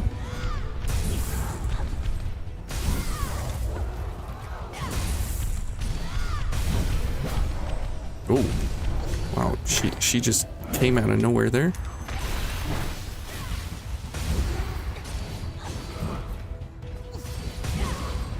Okay. A one sitting invasion, cold turkey running in and just doing the invasion, absolutely crazy, and being over half health. That is why this weapon, I prefer it so much, because it can easily handle an invasion like that, and that invasion is absolutely incredibly difficult. So that is a great definition right there, right then and there, of why I enjoy this weapon so much, and how it can just brutalize those kinds of engagements. So I'm pretty happy with that one. That was a good just a good show of what it can do. Alright, Venus Raven, you have a good night, and we'll see you around. Have fun tonight. Enjoy your time gaming, and we'll see you when we see you. Fortunately, as long as it's been, you're starting to think we won't ever see Code Vein stuff anymore again. Outside of crossover cameos and God Eater. Man, Emerald, I sure hope you're wrong. I sure hope you're wrong. But I'm not, I'm a realist, and I can absolutely appreciate the sentiment in that comment for sure, because it's just It's just been quite a long time. It's just been quite a long time, unfortunately. Okay. Let's get lightning going before we lose gift extension. So that's awesome. What? How did that hit me? I did a parry. Okay, we didn't send her quite up over the edge.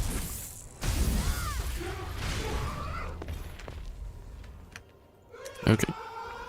Very good. At least we got two launch attacks in there. That's very nice. Launch attacks are always really, really fun. But the problem with them is that there is a damage window when you do the launch attack that you can still be damaged by the enemy. So it's a little bit of a risk reward. You want to be wrong too. Yeah, man.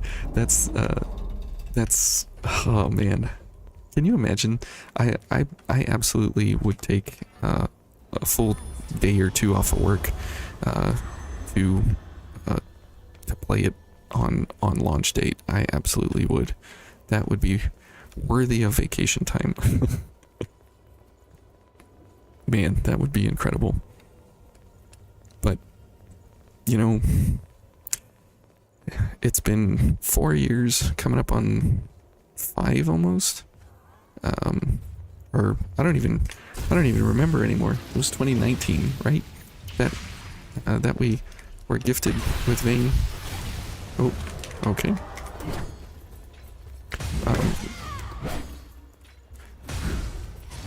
What? How did I? I don't even know what happened there. I guess I missed her somehow.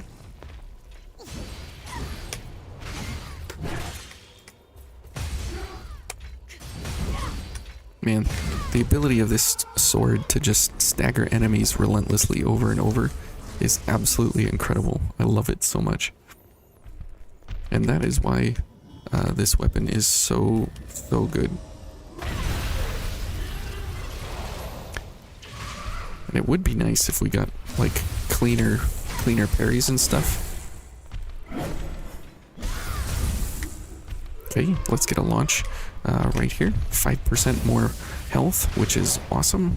And we'll definitely take 5% more health. Maybe? Nope. Okay. Oh, okay.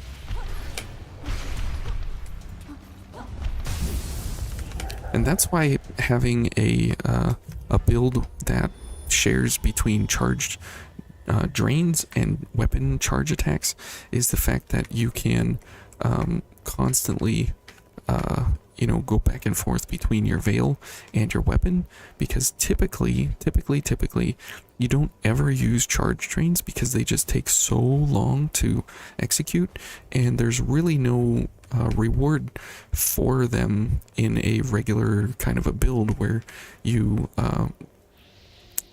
simply just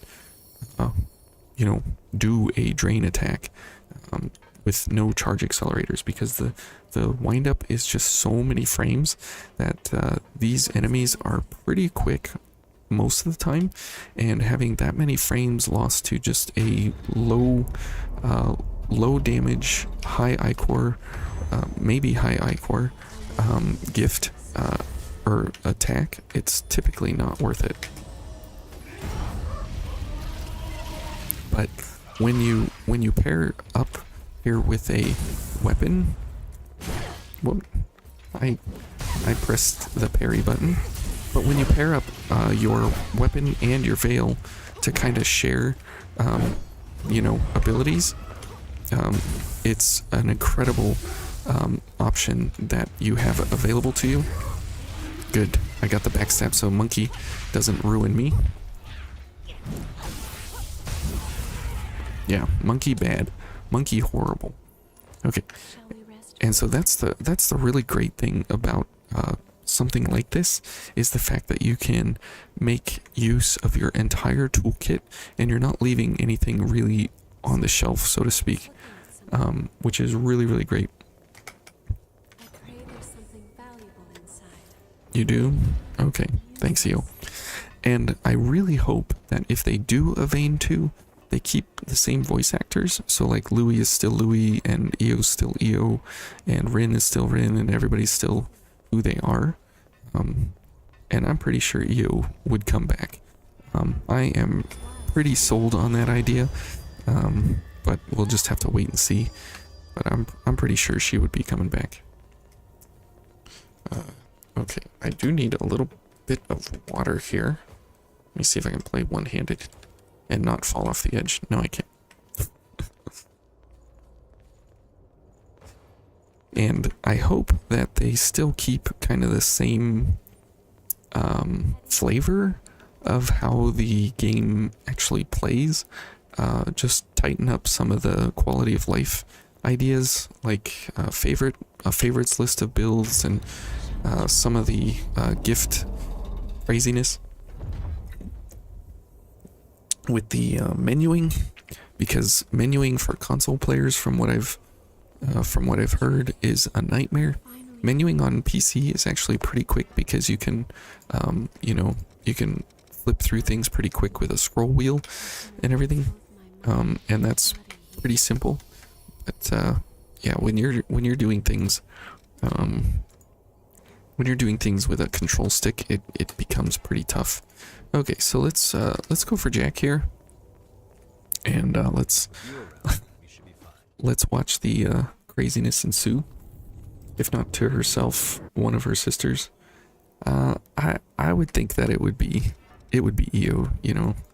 Like, I would want it to be her, if anything. That's a good idea. It is a good idea, Jack? Thanks. Okay. So this is pretty hilarious that we have Jack, and we have all the benefit of having unlimited stamina and everything. So that's kind of some of the hilarity here that we have to ensue. And as we go along, it's pretty amazing. Okay, we don't, Jack. We've got 90 seconds on the clock. Go. Okay, and we'll go for a charge booster and go.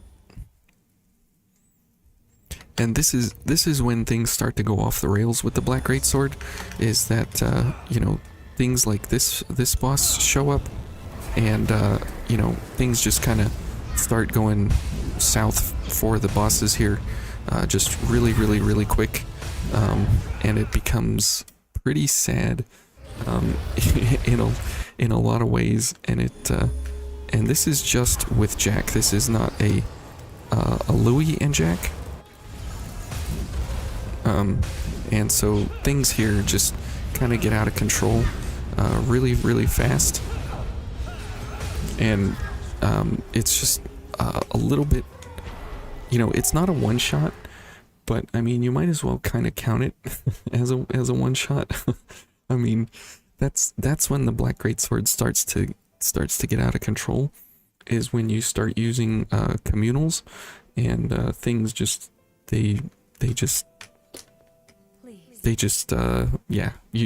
lose all sense of damage values. You lose all sense of boss damages, like what their health bars actually are and everything. You just kind of, all that fades into the background, and you don't even quite understand the actual amounts of damage that are just coming out of this thing, because of what is happening with the mechanics of every single time one of those blood pillars moves through the boss, every single frame that it's in there, the blood pillars are doing balance damage and regular damage.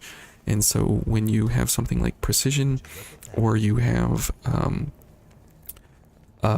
something like Jack's communal gift here, and you are doing inordinate amounts of balance damage as well as weapon damage, that all translates to the gift trigger as well on the charge attack, and it just absolutely just deletes everything.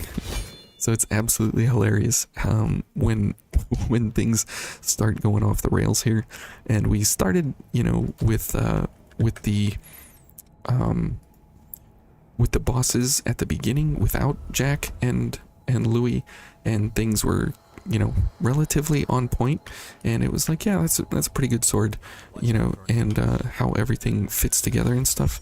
There's not another weapon that you can do charge attacks like that on a boss like that, where you can stagger lock as well as going into a full-on just charge repeat damage set over and over and over and over.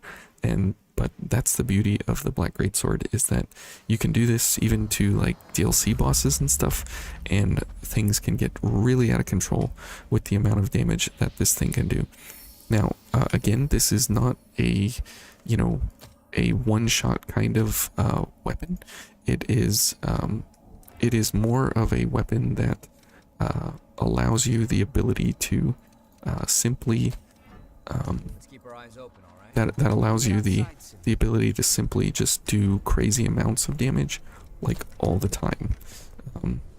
No matter what you're doing, and no matter how you're engaging with things, it just completely delivers on every single level that happen to engage with each and every enemy. So it's so amazing. And oh,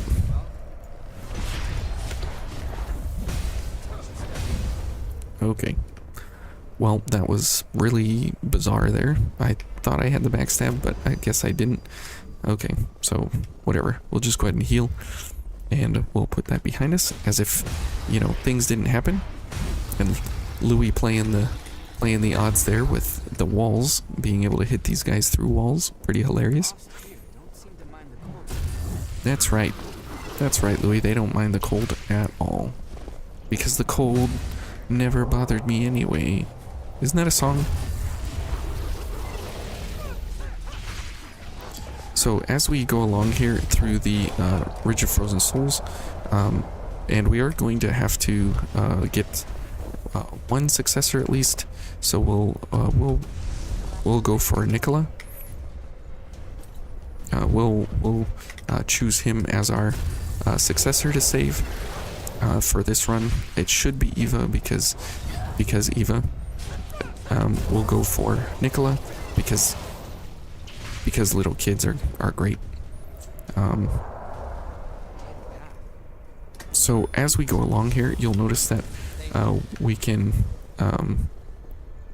use Firestorm as we go along, and things are pretty crazy with the balance damage that this thing does. And since Louis has Firestorm as well, we are going to be able to, you know, stagger lock Nicola pretty much all the time. That song's from Frozen. Oh, okay.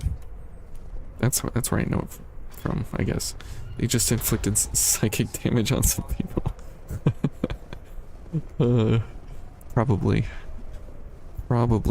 but that's okay. Everybody will get over it. And Emerald, we got cool flaming sword now with our flaming outfit here. So everything is super cosplay. Okay, so backstabs will keep us going here for the Ichor, as well as the life recovery. Now, typically, obviously, the Boreal Brutes are very tough, very difficult. They are absolutely one of the arch enemies of the game. They are, you know, like top tier enemy. They hit like trucks. They absolutely, you know, will demolish you if you let them, and they are punishing in every regard. So keep that in mind as we go up against these guys, and we will not be invincible as we go up against them. So keep that in mind as well. It comes out over here. Solid start? Okay.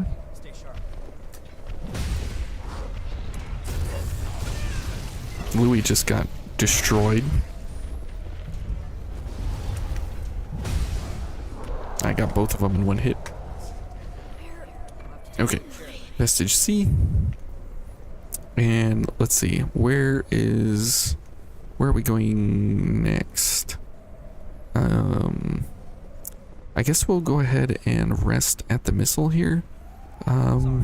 Because of cooldowns and Ichor levels and everything, there's no problem to reset this area. We haven't killed anything ahead of us, so this will be fine. Now, whenever you're going for the Black Greatsword, typically everything is centered around the charge attack, and that's completely fine. You can do that. There's nothing wrong with that. But that is not, you know, everything this weapon can do. This weapon can do a whole lot more than just charge attacks, but the big thing about it is the charge attacks. Okay, so remember, we are going to have, you know, some problem here with this guy. And so, as we go along here, we will have to keep that in mind. Okay.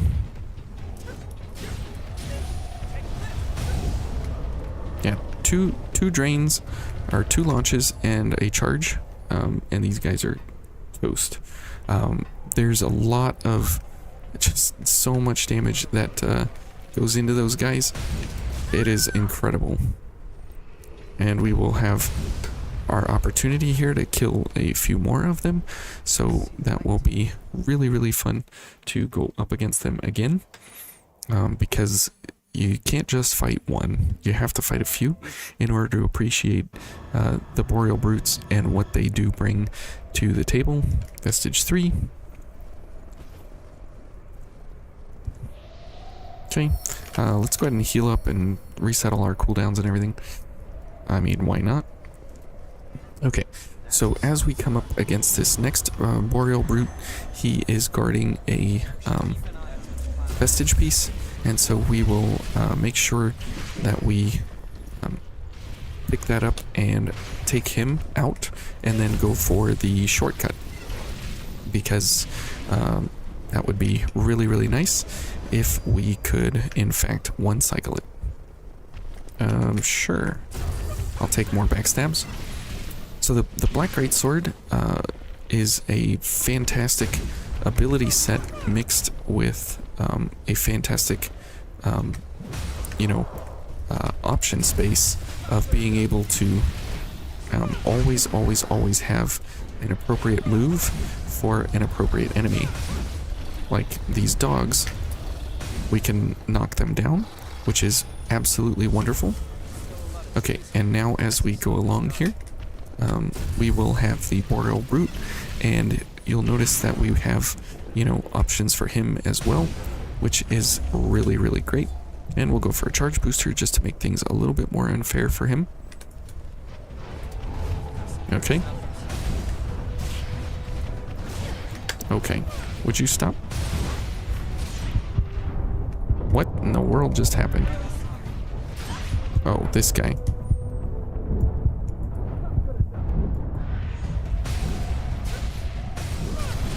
Okay, that gunner. What in the world? But you could see there that as we were getting the charge attacks off on the Boreal Brute, we were able to absolutely stagger lock him into the corner, and he was not able to move or do really anything there, which is exactly where you want the Boreal Brutes. You want them stagger locked, and you don't want them ever to get the ability to have the ice armor, because that is an incredible 90% damage reduction for them, and all kinds of ice reduction, which is very difficult to overcome. So keep that in mind as you are engaging with them. Always try to make sure that they are taken care of in a way that stagger locks them into oblivion. Okay, and so that gunner idiot is gonna run back over here, I guess.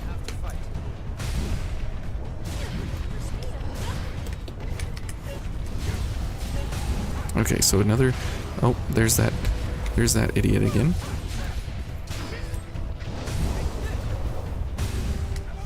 Okay, good, he's gone. Oh. Okay, is he going to down? Okay, now this is where things get real bad, and that's where Firestorm comes in. Super helpful.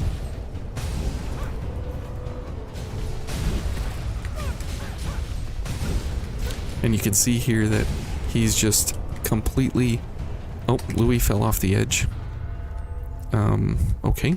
But you can see there that we are able to absolutely ruin that guy easily and no problem at all, because of the fact that we can stagger lock completely the whole time with no real problems to think about. And so that is where... Oh, okay. Oh, geez. Well, we just ruined our shortcut options. But the Boreal Brutes are pretty tough to operate through, and most of the time they are just one of the most difficult enemies that you can come up against. But as you can see there, we were able to stagger lock him into a corner, and we were able to completely wreck his day right into the corner, and he was not able to move, even though most of the blood pillars weren't even hitting him. So now we have to go this way because we already broke the ice, so to speak, and we have to take the walk of shame back this way because for whatever reason I was unable to hit that guy, but that's okay.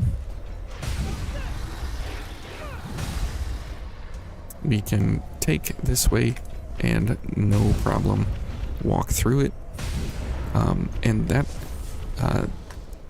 the Black Greatsword is something that you find at a point about middle way through the game, and typically when you are playing with the Black Greatsword, you don't have almost any of the gifts at that point in time that actually make it incredible.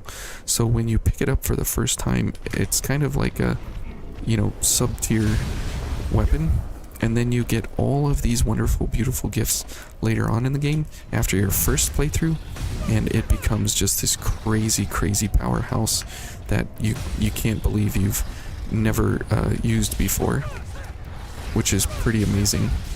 Okay. All these dumb dogs.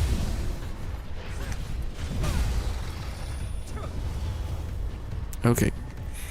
Now that the dogs are gone, we can focus on the items at hand. Now we've got another Boreal Brute, which is awesome. Whoops. Where is he? Okay. More stagger. More stagger. More stagger. More stagger. More stagger. More stagger. And these guys, even though they are very, very, very difficult for almost anything and everything, they absolutely just wreck. They're just completely ruined in one go because of the fact that they are just big enough on that hitbox that the Black Greatsword takes advantage of the ability for them to sit right in that sweet spot range of their hitbox. So it's really, really great. And that's just another part of the story of why the Black Greatsword is just so good. And you'll notice that we have switched a few gifts along the way here, but the overall intent is pretty much exactly the same all the way through. As we go through each and every one of these areas, we are able to constantly, pretty much do... Oh, okay. He didn't even want to fight. You've been waiting for me? Did we get them all? We didn't get B. Whoops. Where's B? B is... Oh, downstairs. I forgot. Let's see. I won't take long. It's this way, if I remember right. It's been quite a while since I've actually picked up Nicola's vestiges. Whoops. Louis is dead. Wow.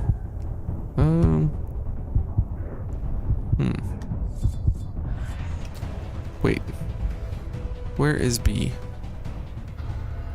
We got that one. We got A, we got C, that's right. And then B. Oh, whoops. B's not over here. This is just the cheese. That's right.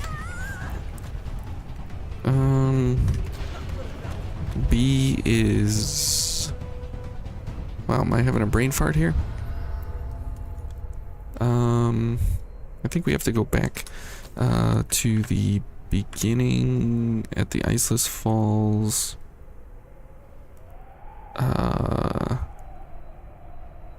And we have to go up the other way, is that right?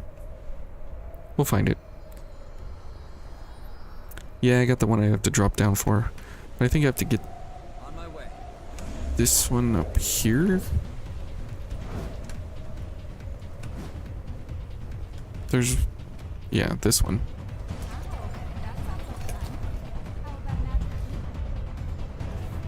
Yeah, I got the cave. I got C. Okay. Yeah, I forgot about this one, because typically I go up there and I fight the Boreal Brute and make him fall off and kill himself. And then I pick it up anyways because I'm right there. But I just forgot that one. Okay, we're good to go. You choose the way. I choose the way. Now, for Nicola here, we're not going to go for a Louis gift or anything like that. We're just going to leave Louis do Louis things. And so we are going to just kind of play this one normal and restore the vestige. And good, we got both. All right, and we'll pick up these first, and then we'll just we'll dodge around and we will make sure that we get everything. But this gets pretty hilarious in phase 2 because of his ability here to kind of, you know, get staggered quite a bit.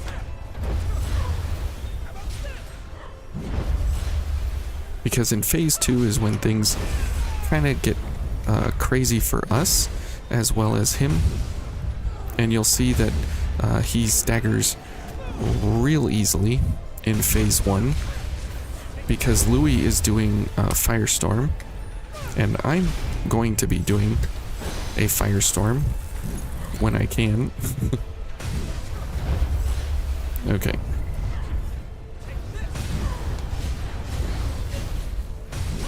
And so he's going to be staggered like all the time, over and over and over. And you can see that he's already down for another stagger in phase 2 here. Oh.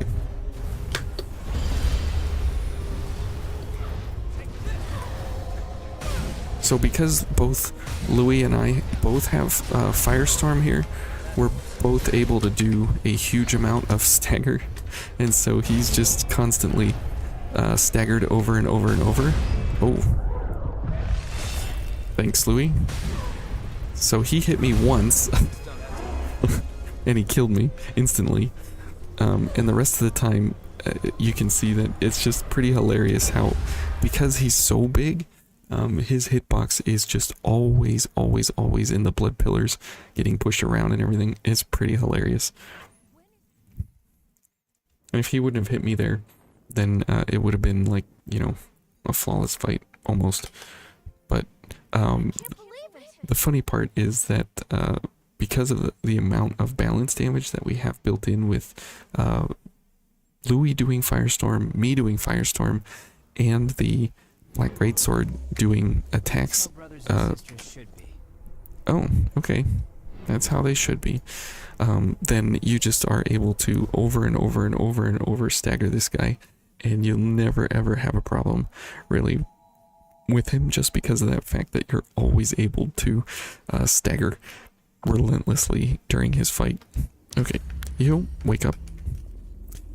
So far, we are almost about halfway through, and so we can speed up here a little bit if we need to.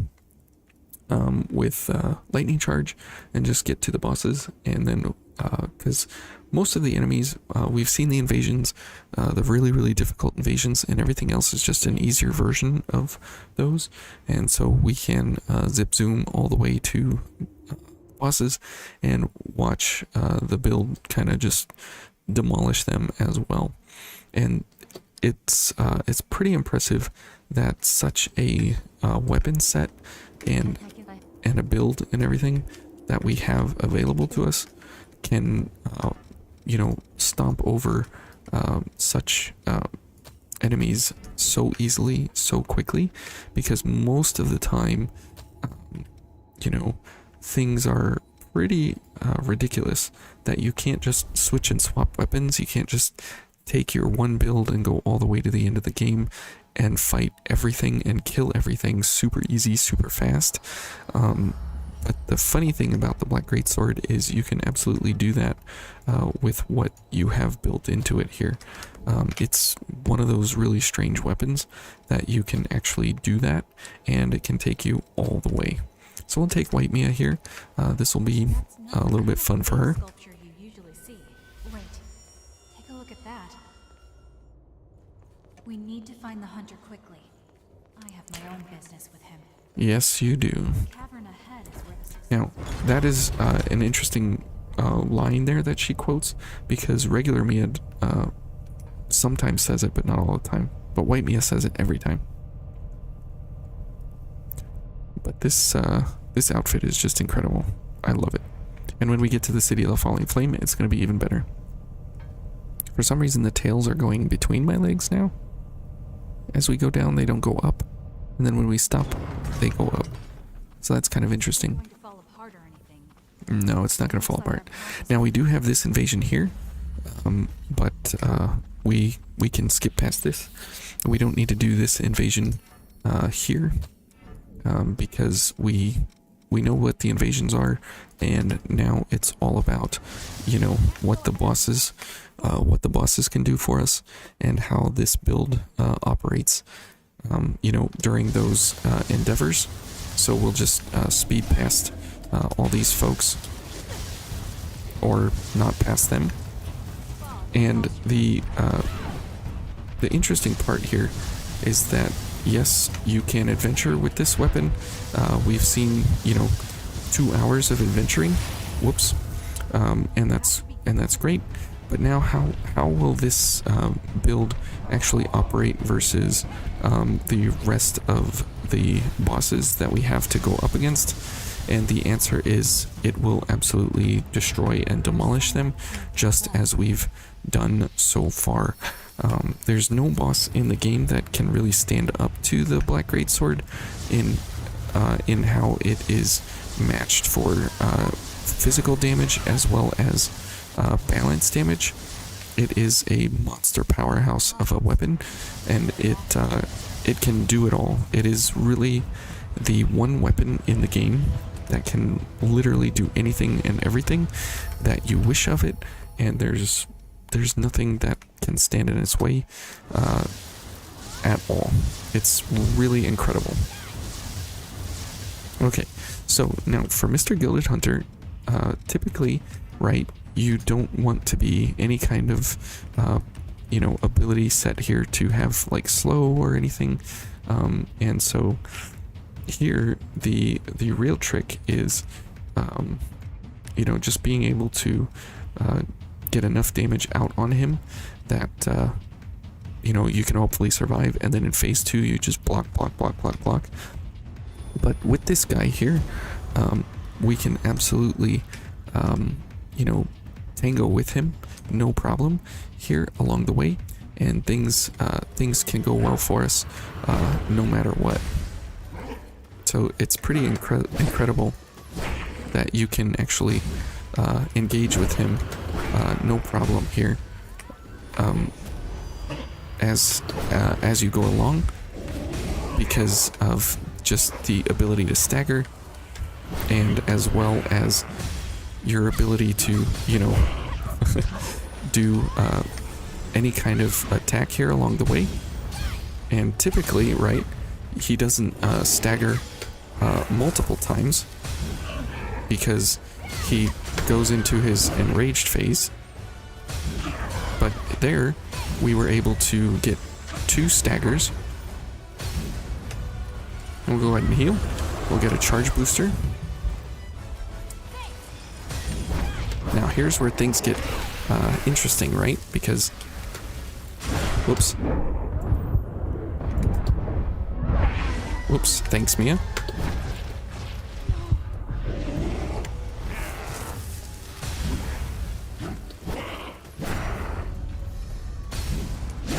Oh boy.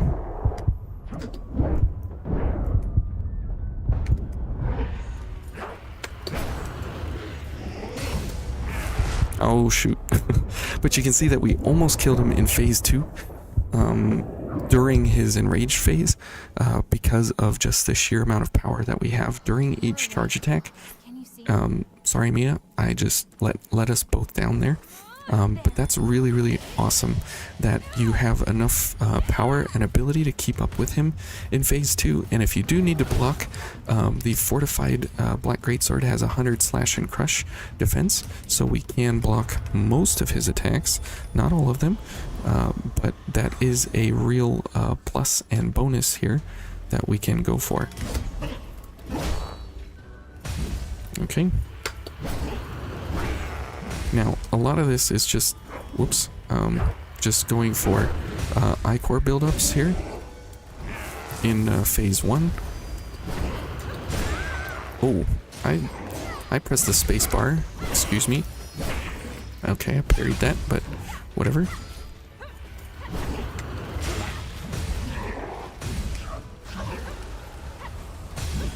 Okay, and our blood pillars are going somewhere else, it looks like.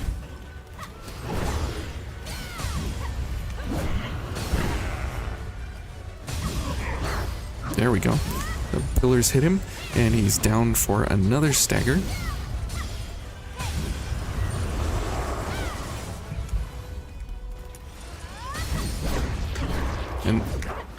And that's what you got to realize in phase 2. He does not stagger, which is really a problem. Whoops. Oh, geez. I was late on the dodge there, unfortunately. So he's our first boss to give us trouble. Oliver was the only one who killed us. And that was kind of by accident. He is the first one to kind of challenge us here and give us a little bit of a run for our money. Now, it's not anything, that, is not expected, because he does not stagger in phase 2. What? I don't think so.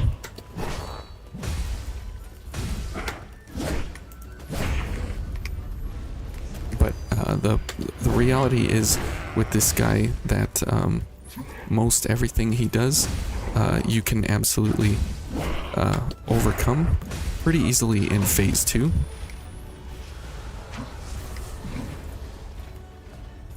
And that's the really awesome thing about this fight, is that most everything he's doing, you can wreck him in phase 2 because of how predictable he can be. But he's not always predictable. Go down. There we go.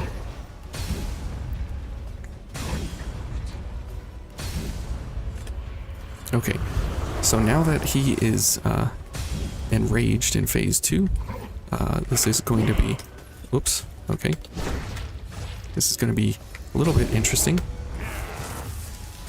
that he's not going to stagger.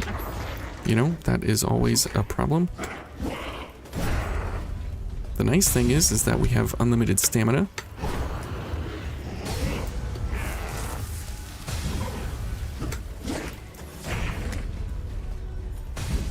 Whoops.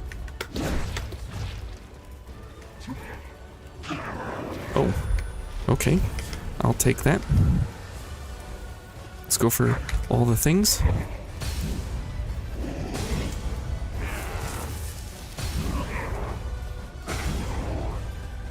And typically in this phase, you know, he's hard to get to stagger, because that phase is only about 3 attack strings that he goes for. But if you can have the Black Greatsword along, you can stagger him completely out of doing any of those attacks. I don't know where Mia went, but whatever. But that's the cool thing about the Black Greatsword, is that it can extend his window of when he is actually in that weaker phase, which is great, because most of the time it's really hard to get him to stagger in that phase because it's so short. But because we're doing so much balance damage along the way, we're able to absolutely wreck him. Okay, so here we are going to go for these things, because we are just going for this guy here. And we definitely go for the backstab first, because that sets us up for some wonderful attacks here. And again, the power of the charge attack is just too much for this guy. Now that guy is your first available opportunity. Here we are 2.5 hours in. That is our first available opportunity that we can actually get a Black Greatsword from that guy right there. That is the first available, most easiest available option to be able to get a Black Greatsword. And when you pick it up from there, you don't have almost any of the build that we have here, because of just requirements. You can maybe have red shoes if you chose to save Nicola. You can maybe have ranged impact if you've thought about it as a gift trigger. You can maybe have some of these other things, but it's a little bit difficult to count on the fact that you have everything, which is where the Black Greatsword kind of, yeah, that's what it's like, Eva. But that's where the Black Greatsword kind of gets lost sometimes, is the fact that you know, you get the Black Greatsword and you don't have the tools to make the build super great right off the bat, and so sometimes it is just put to the side and not even thought about.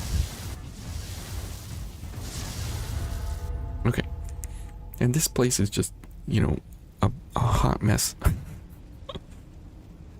Sorry, I laugh at my own jokes, but there's nothing really exciting here to go for in the City of the Falling Flame, other than the fact that we are, you know, cosplayed to explicitly match the area.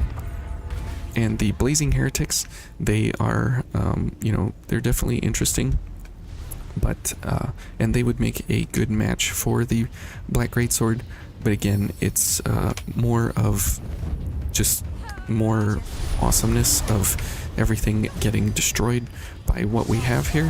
Whoops. And so we've seen a lot, and there is more to see, and more and more and more to see. So we will just keep going here and push onwards to the end. Okay, and we're not going to save Emily or anybody else, so there's no other vestiges that we need to pick up. Now again, the Black Greatsword is not the best in any one specific category, except for charge attacks. But you don't have to have a weapon that is best in class at everything to be the best weapon in the game, as is the case here. Now, if you want to go for the one-shot attacks, oh, come on. Ugh, that jerk. But you can go for the Wrathful Balmung for one-shot attacks. You can go for, you know, a bayonet for one-shot attacks. You can go for a whole lot of other things for, you know, one-shots or different kind of setups and stuff. but the Black Greatsword is absolutely amazing when it comes to doing all of it, right? Like, you just have the ability to do anything and everything along the way here, and you're able to constantly go up against anything and everything, no matter what. And it doesn't matter what you come up against, you can always have an answer for, you know, groups of enemies, a few enemies, not enough enemies, whatever, and you can always, you know, be able to move up against anything and everything along the way. And it's really amazing that that's a possibility. Okay, so as we go up against Emily here, we do have to dodge a little bit and play her a little bit smart, because she will ruin us if we let her.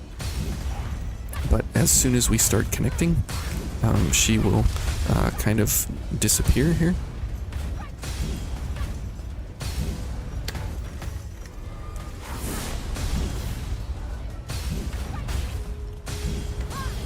Okay, let's get another booster going here.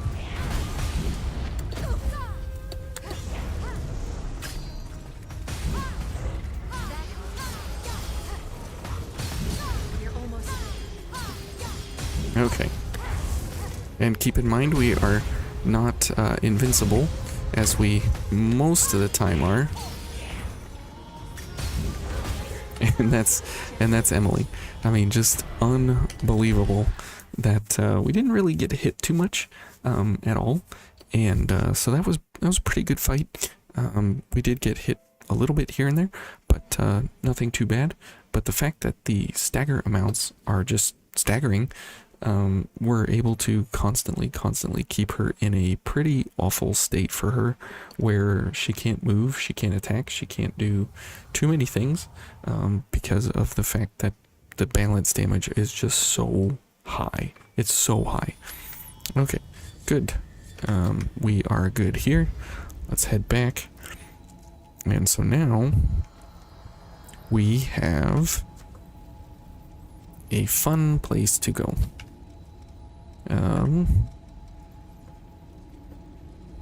So the Dust Bandit, he is our next hurdle that we need to get across, and he can absolutely ruin us in a lot of different areas because of the places that he's placed.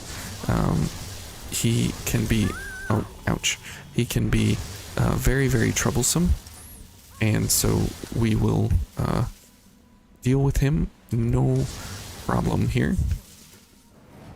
And it's pretty amazing that he is, you know, built in such a way that he has absolutely no balance, and it's pretty amazing that an enemy that has almost no balance, when they go up against the Black Greatsword, it's a very entertaining juggle that they go through, because the enemy just bops around back and forth, left and right, and then they really get stagger locked in a really hard way. It's pretty amazing. Okay, so as we go through here, we'll bring Io with us, because of her ability to get rid of leak, and so that is really helpful, and so we will use that to our advantage here. Okay, let's get these going before we head across the sand here. Okay. Now, we're not really going to get a good amount of Ichor from this guy before we get into the fight with the big fella over here. So we will just have to play it a little bit safe here as we go along, and just do our charge attacks as much as we can. Now, we don't have any Ichor here as we start. What? Oh, that was his little sand things. And you can see here that he's stuck in this corner and he can't really move. and he's just absolutely stagger locked, completely stunned. He can't move, he can't do anything, and that is one of the most difficult enemies in the game. He's right up there with the Boreal Brute, but he's completely ineffective against the Black Greatsword.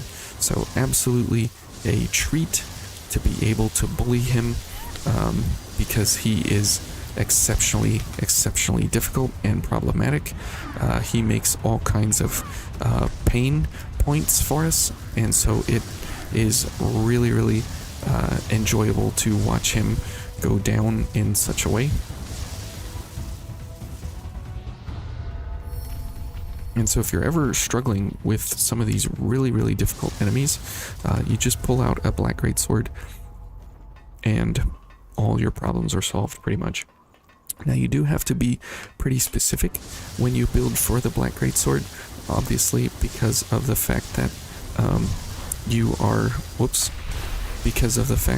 are constantly going to be affected by the inability to know exactly what you're needing to build for.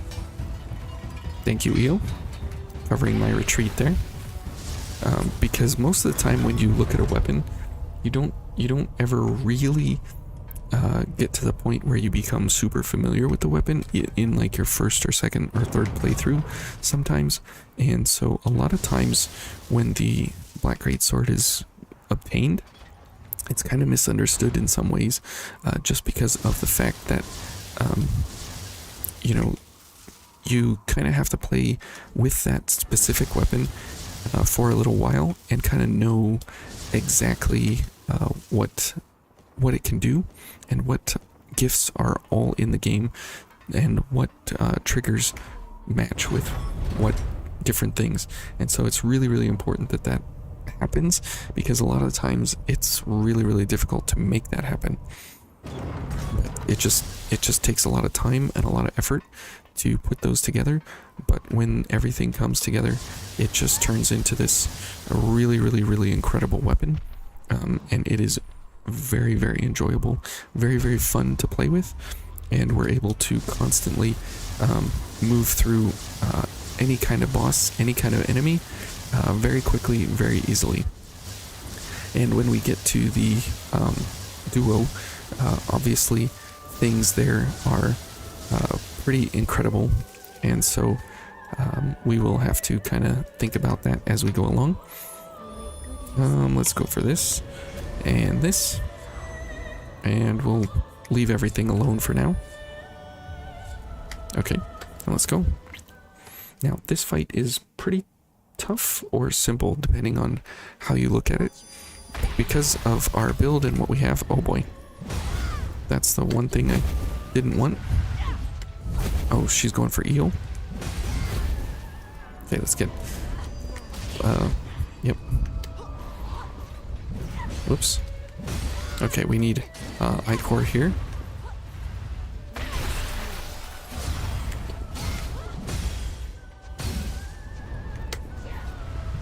Now, Eva is kind of tough here in a certain perspective, because she absolutely can wreck you in one hit if she wants to, but most of the time,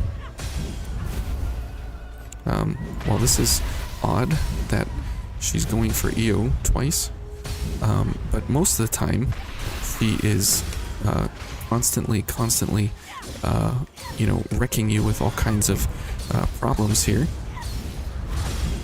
But the cool thing is, oh boy, we're dead. Oh, we're not dead? Okay, the cool thing is that we can get many attacks on her and do a whole bunch of crazy stagger, and so we're able to put her down more times than we normally would be able to, just because of that fact that we can constantly stagger her over and over, and she's at a perfect distance now. And you can see that we're able to just constantly keep that onslaught of damage going, and we're able to just stagger her, stagger her, stagger her, stagger her, stagger her, stagger to the point that we get her locked in, and we're able to make quick, simple, easy work of her. But if you get caught in a couple of those storms, it's just curtains instantly. So you gotta be careful. But if you move through it precisely and accurately, the amazing thing is, like, just crazy stuff happens when you use the Black Greatsword to be able to move through bosses, you know, at convenience almost. So onwards to the Blade Baron Cannoneer, and this is kind of tough through the Crypt Spire here because of the fact that you do face some pretty tough enemies, and you'll notice that we've had ice for the past like 3 levels or so, and that is kind of strange because as you go along, you just constantly keep having ice on your sword.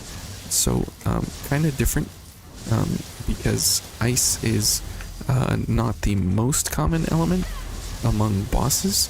All the bosses share most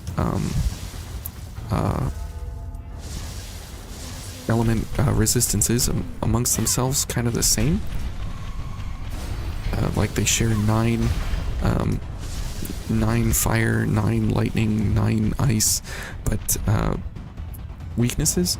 But for the enemies, because the enemies are a little bit different, they're all skewed for some reason towards the ice weaknesses more so than any other element. Very strange that is indeed the case. Now it's not whoops. Now it's not Now it's not for any and all enemies that they're all weak to ice. It's just that most enemies have a ice weakness bent towards ice. So, whoa, we're getting a lot of frame dips here for some reason.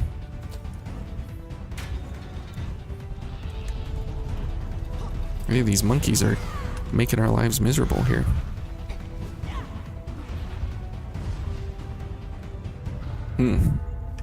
Io, you haven't killed the monkeys yet? Come on, what's wrong with you? She's slacking. So, as you go through these different areas, the monkeys are still here. All right, come here, you. Get out of here. There goes Io. So now we are at a position where we absolutely have a rough time with these guys because we have, so many of these guys to deal with all at the same time here. And so as we have to fight these guys, we can kind of move in, we can kind of attract a few folks, maybe. Okay, here comes this guy and the bayonets. Now he's got a Black Greatsword, so we are fighting, equal footing here in a sense.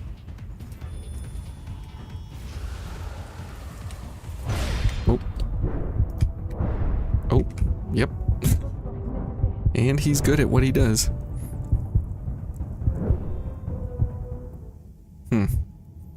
That is most unfortunate. Are you feeling alright? Io, why didn't you kill the monkeys? Okay, let's zip zoom back up there. Now, again, we're just trying to speed through here. There's no real intent to display mobbing anymore, because of the fact that the bosses are the interesting part of what the Black Greatsword can do. And the real power of this sword doesn't come out until you have a build that can actually take advantage of it. And that's why we're just kind of zooming, because once you get the flavor of what the sword can do, ledge detection, help, thank you. Once you get the flavor of it and how powerful it is, then once you start dealing with the different abilities, with the different areas of what the game has to offer you, you start to realize that, man, everything can just be walked over pretty much in each area, and things just kind of melt in front of you, and it's just amazing how awesome this weapon becomes in the long run. Oh.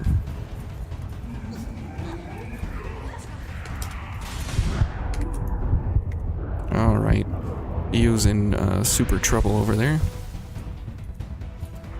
These gunners are always a problem.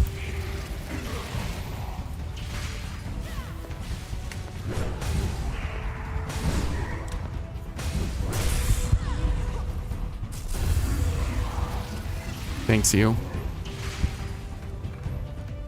Hey, Danny. Good to see you. Welcome. That's all. Alright, so making good enough progress here along the way. Once we get past the Blade Bear and Cannoneer, things will go pretty smoothly. Now, we typically, you know, try and think of some kind of one-shot for Mito and stuff. The funny thing is that if you pair the Black Greatsword up with a slow element, things become a little bit sad for Mito very, very quickly. How have I been?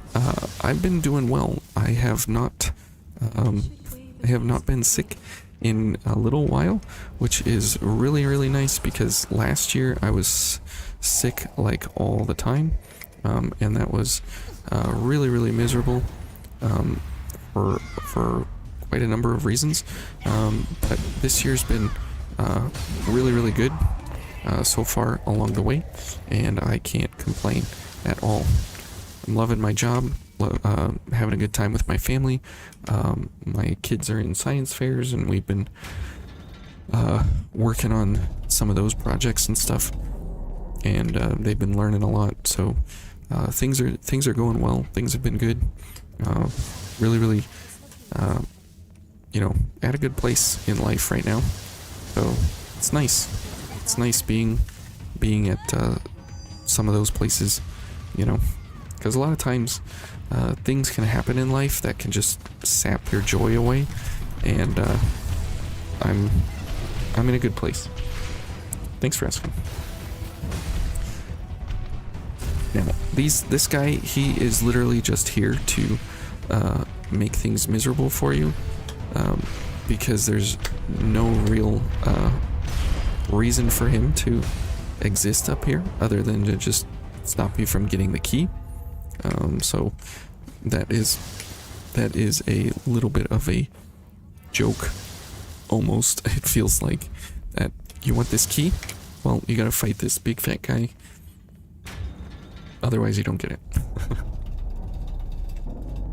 Okay, and here we've got more monkeys, so it's worth it to just get the lever and go. Oh, one of the monkeys got stuck in the ceiling there.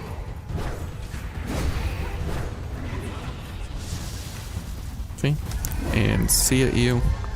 Okay, please don't hit me. Please don't hit me. Please don't hit me. Thank you. Okay, now we do have to try our lottery ticket here and see if we can get the... Nope. No lost Zweihander. Unfortunate. Okay, so now this is an exceptionally difficult boss. There is no way that you can pull punches on this boss. This boss is... bosses, I guess we could say. This is very, very difficult. Breaking a crown and the replacement being the wrong size is a real joy sucker. You mean a tooth crown? Or like an actual crown? Because breaking a real crown, like a head crown, that would be miserable. But breaking a tooth crown would be all kinds of inconvenient and miserable as well. Oh, a tooth crown? Yeah. Oof. I hope we can just. Yes. that would absolutely be awful. Okay, so for this fight, we are gonna bring Jack along, because why not? It makes for a lot of fun to waste them quickly. Now, remember that we're not gonna be invincible. Things are gonna be quite difficult, and they absolutely wreck your face whenever you fight them. So keep that in mind as we go along here. This is a pretty tough boss that we have to go up against here, and they let us know it for sure. And so keep that in mind as we walk through them here. We've got 90 seconds with Jack, and so we have to kill somebody quick. But we've got ice going, so we're gonna go for the blade or the cannoneer first.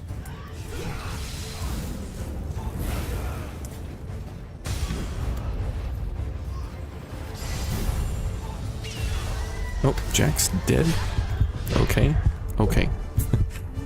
Jack is dead, huh? I don't know why the cannoneer decided to jump all over the place. That was a little bit odd.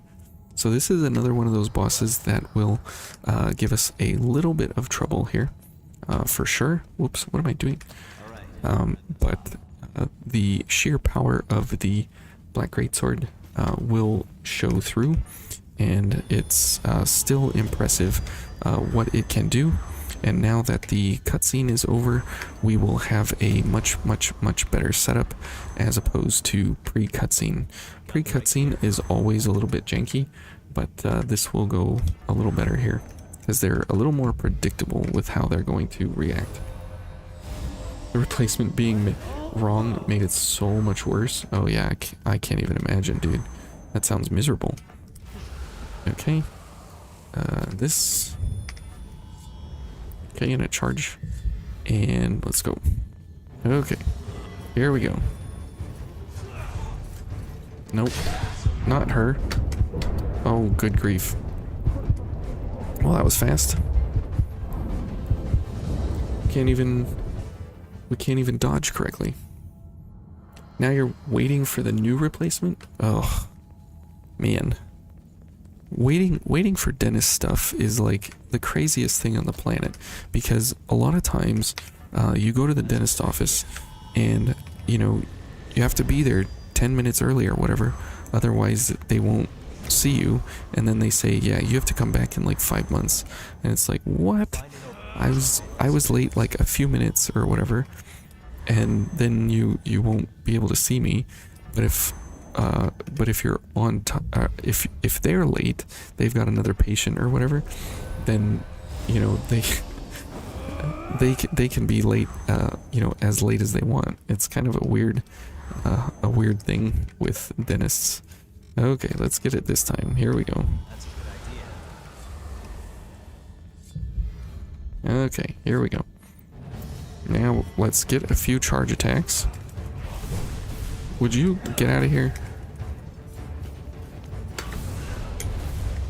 Okay. And down he goes.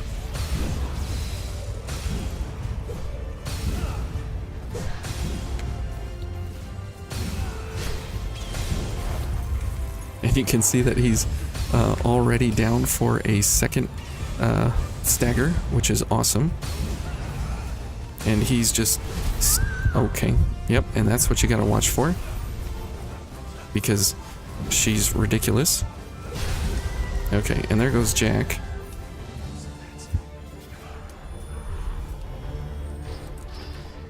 Okay, now let's switch to fire. Oh, not quite. You wish you could help, but you're not good enough to help. Plus you struggle with this fight just on New Game Plus 1. That's fine. No worries. So there's no harm in trying. You don't have to check into your dentist early, but there's a penalty fee for missing an appointment. Oof. Ouch. Okay. That would be miserable. Paying extra money. Ugh. I don't know. There's something miserable about paying extra money for something that you already should have been at. But you can see that the Cannoneer, he has roughly 140 something thousand HP, and we were able to kind of cut through that pretty quickly, and he has no chance of doing anything. He literally just staggers over and over and over and over, which is awesome. But the thing you do have to watch for is the Blade Bearer, so we will go for her first, and then we will deal with the Cannoneer after.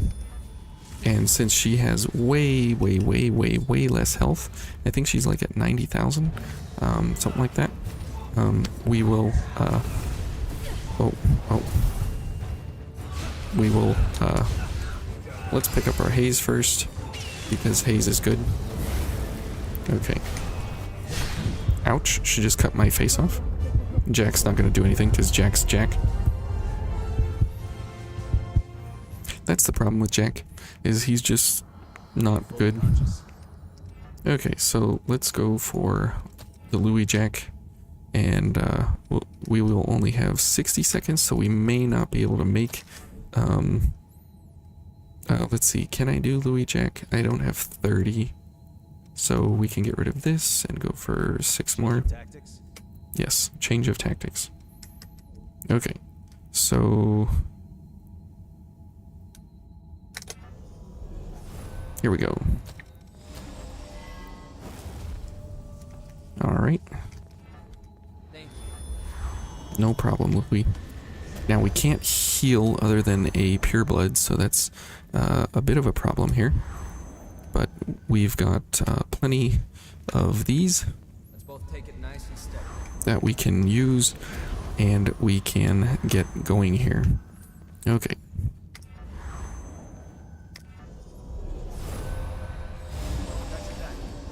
Thanks, Louis. You better have my back. Okay, we've only got like 20 seconds here, but that might be all we need. Okay.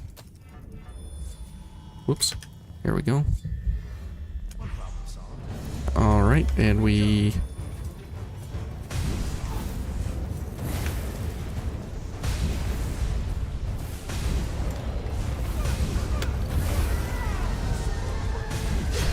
Ouch. Oh my goodness. She hits like a truck. But you can see that her health bar just kind of disappears and evaporates because of just the sheer amount of power that you can actually pump into this thing. Absolutely crazy. So we'll stick with Jack. Let's see. Sure, we'll go for precision. And this should help us with the amount of Ichor that we have here. Alright, now the Blade Bearer, she is the difficult one here that we need to just kind of delete and move on. But for whatever reason, she's not dying that fast, which is unfortunate. Okay, and heal. Good. Okay. And Jack. Now we got 90 seconds, so it's, you know, totally doable here. It's just she's getting a little lucky with those attacks, and we'll put her down. Okay.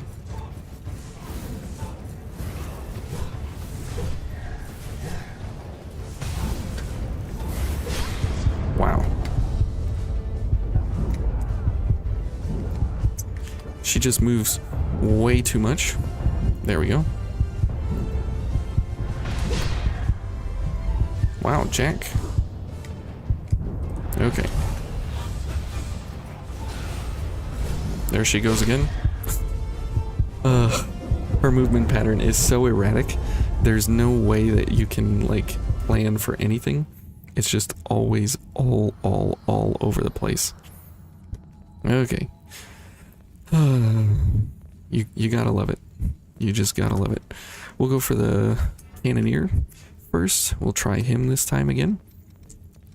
Everything ready? But this is how you know that this boss is actually difficult, is because of the fact that we have been just demolishing everything up to this point in time, as we've gone up against each of these different bosses and stuff. And now, you know, it's actually a challenge. Like, things are actually difficult now. So that's the funny part about what we're going up against now, is that, you know, it's actually pretty tough. Which we all know it's tough, but it's fun to... Why are you both going after me?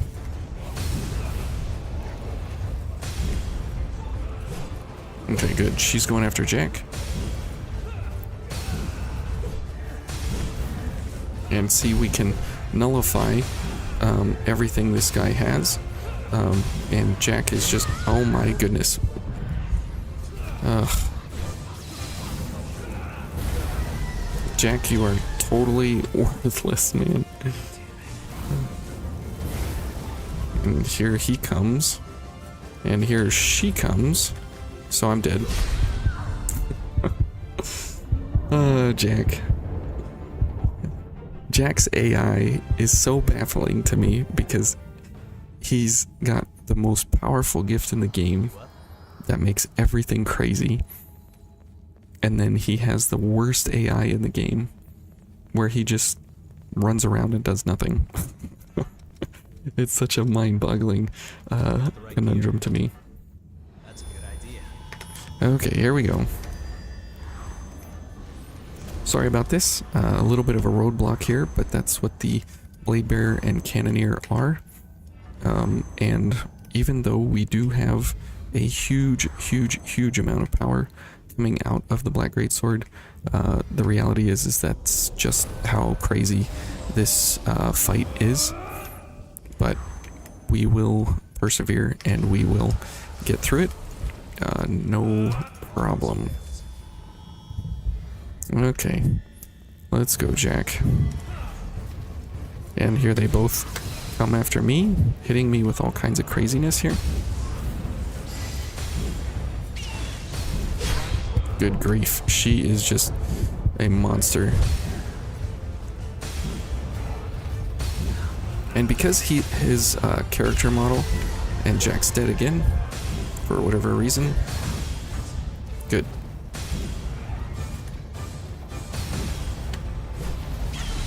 Oh my goodness.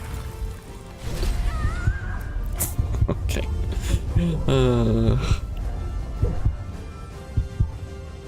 See, and if I can kill him fast enough, then Jack will survive. Anger narrows your field. Hopefully. Stay calm. That's the goal, is to kill him fast enough so Jack can survive. So if we gotta kill him, I mean, this helps us get him down into stagger, but something like, you know, lightning or blood would help us get him more damage quicker. But either way, so there are struggles to the Black Greatsword. It's not a be-all end-all infinite well of wisdom or something like that, but for the most part of the game, it can overcome any and all obstacles that it goes up against. It's just, this is one of those tough ones. And we could switch to Queenslayer, but I want to keep going with Fion here, because it's you know, kind of an exhibition of what the Black Greatsword can do when you have one and only one build, or blood code along the way. Good grief. Okay.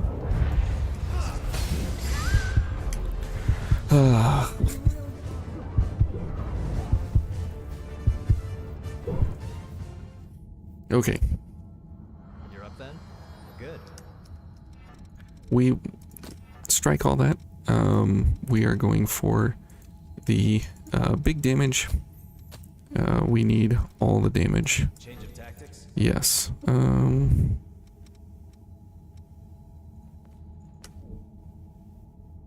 Let's see. Okay, so all the damage incoming.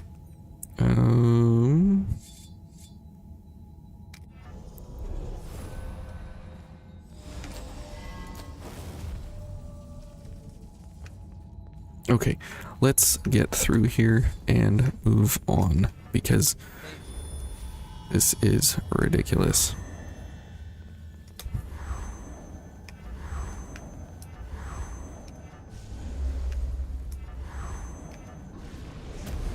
Be with you.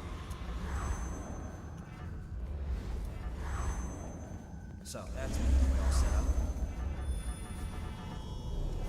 Okay, and we got charge. Good. Find an Okay, and we're almost out of Jack, so that's real bad. But we'll make it. We'll make it. where to get started.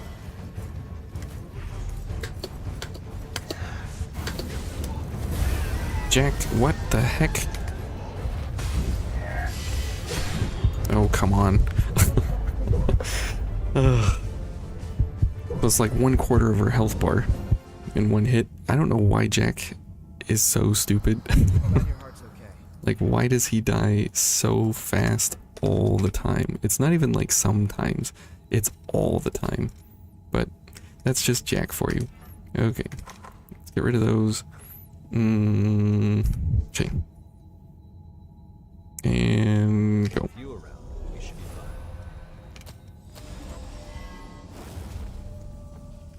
fine. Okay.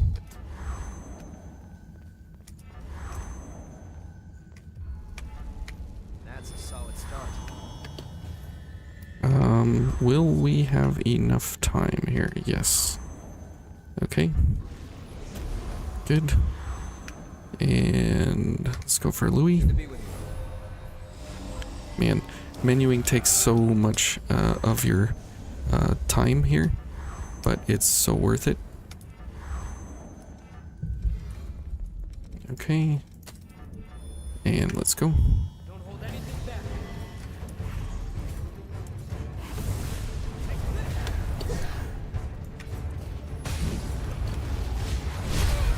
Jack, what the heck, man?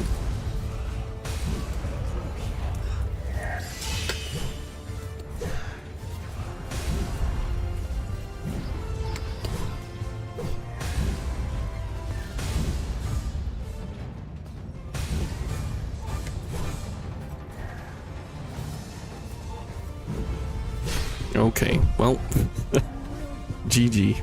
GG, Blade Bearer.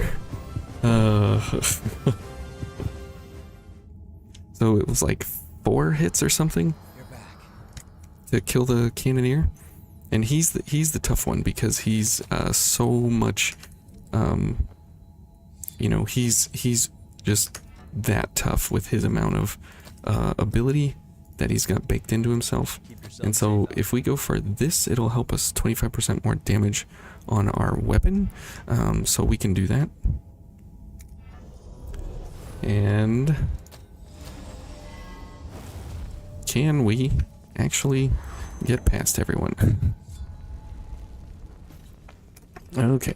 Thank you. That is the struggle bus of what we have to face. But that is okay. We just gotta not lose Louis here. That's a solid start. Okay. 1 HP, I did it wrong, but that's okay. Here we go. Oh, good grief. Yep, Louis dead. Oh my goodness. This is where bayonets come in super handy. You went a little too hard, huh? No, I didn't go hard. I didn't go hard at all. I didn't do anything, Louis. Just ran in and died. Okay, let's try it again. Let's see. Keep yourself safe out there. Yeah. Okay. Thanks, Jack. I'll try. Here we go. Not Yakumo. Oh. Okay, good. Thank you. Okay.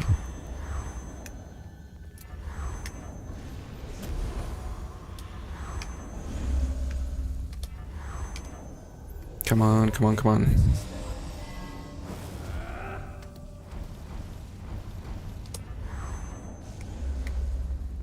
We can do this. Now what's There we go. Okay, no, I can't.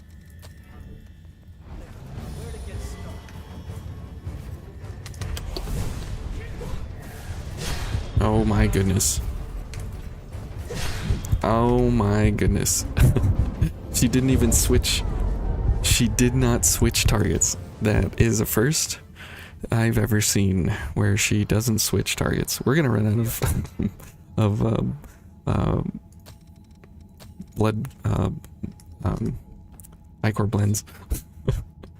This is crazy. That is the craziness of Vayne, though, is that you can come to, you know, a hard stop at certain points, and this is one of them. Let's both take it nice and steady. Oh my goodness. Oh well, it's part of the fun.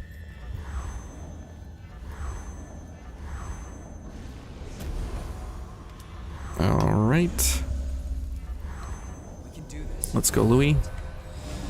Come on, Louis. Okay, 30 seconds. And almost out of time. Now the problem is, you want them to come to you.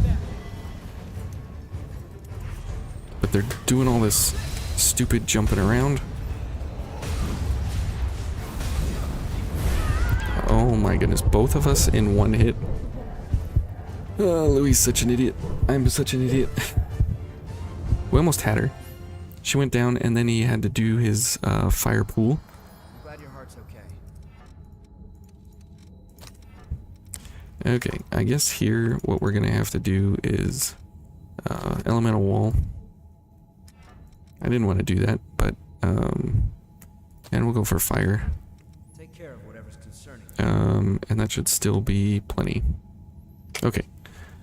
Well, so much for trying to do it the right way.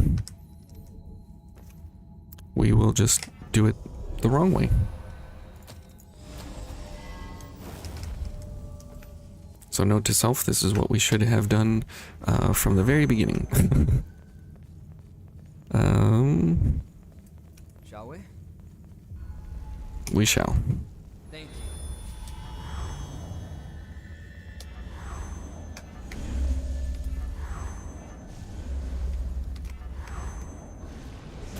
you. Okay, that was good. Good use of health there. That's a solid start. Is it? We'll see about that, Louis. Don't hold anything back. What the heck?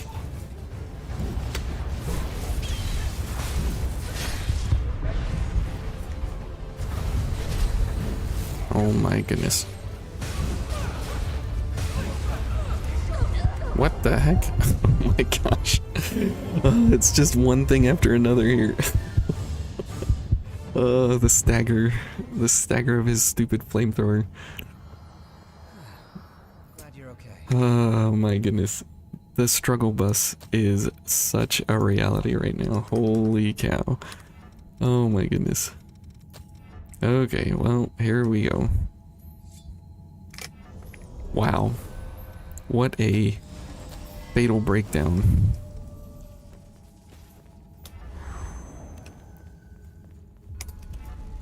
That's a solid start. Okay, here we go again. And let's see, this, Let's keep our eyes open. this. Okay, here we go. Come on. Thank you. Come on, Louis. Just don't die, please. Like, whatever you do. Hold anything back.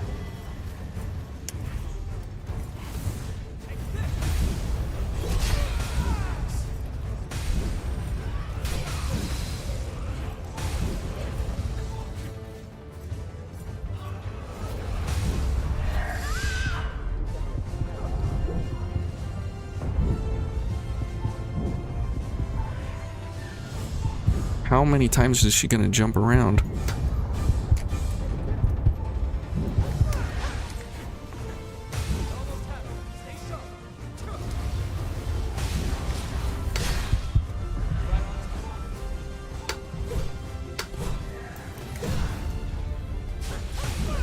Okay. And the parry for the final. Good grief. Okay. There we go. Okay. Now we can go back to Fion. What a dumb fight. Anyways. Back to our regularly scheduled program here. What we were doing was... My Ugh. equipment too. Beautiful parry. Thanks, Danny. What was here? Oh yeah. So on this fight we want to have debuff build up, and we are going to go for the slow sword. And this is a lot of fun because here now what we can't really go for something better, but what we can go for is we can go for damage, and we can go for damage, and that is really, really nice that we can do that. And then here we're gonna take charge, and then we'll take a slow cartridge, and this is a really, really nice setup here for Mito, and we'll take Io along for right now. Now, because we are going to be up against cutscene Mito and not we're not going to be up against like regular Mito without the cutscene, so this is going to be a little bit more difficult than cutscene Mito, because cutscene Mito is, or regular Mito is pretty simple in how, oops, I didn't want to do that, in how his stance goes and everything. So this is going to be a little bit more difficult than normal, but we'll make it through no problem, because this is just enough damage here that we can stop him, and we can make him slow, and that is pretty entertaining to have slow Mito. Okay, let's go ahead and heal, and then let's go for this, and we need our slow cartridge and our charge cartridge. Okay. Whoops, not heal. No, I went this. Oh boy.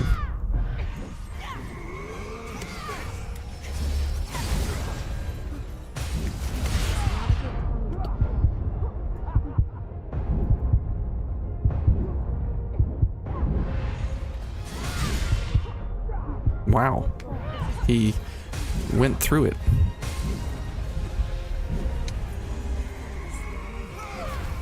Okay. Well, he's definitely not playing nice here. He should have been staggered through that, but for whatever reason, yeah, cutscene Mito is awful. He feels buffed compared to non-cutscene Mito, because he's like powered up from the bros, it feels like, but it's not real, it's just in my head, but that's what it feels like every time he comes to play. It's always like that. Alright, so let's just go.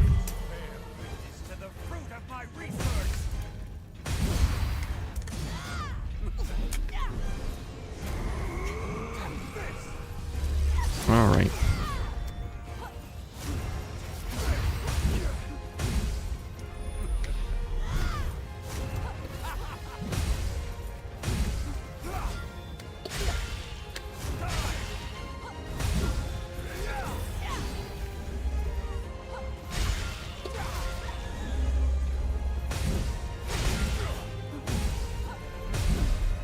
Okay.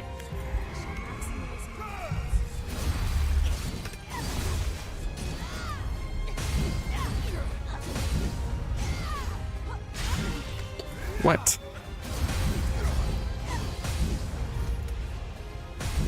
You want to hit him right on the tip of the sword there.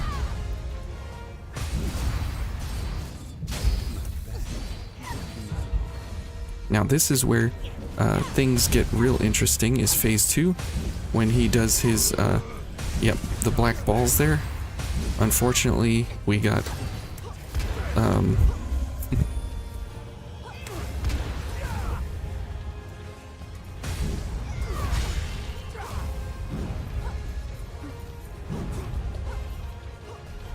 oh, come on.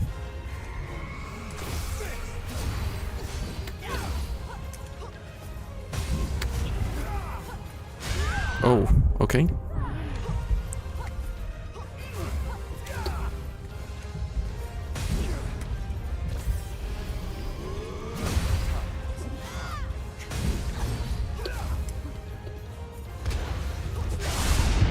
Oh, I hate that move.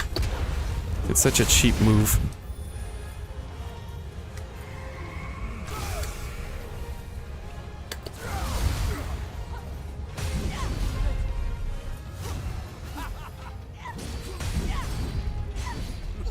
What?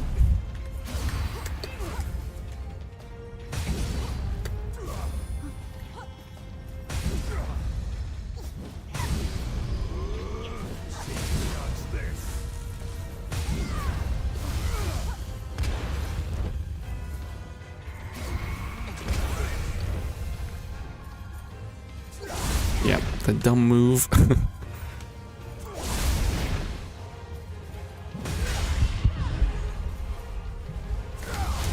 What? No way. What did he even hit me with? Oh, Mito. What in the world, dude? Okay, well, I see you, buddy. Nice play.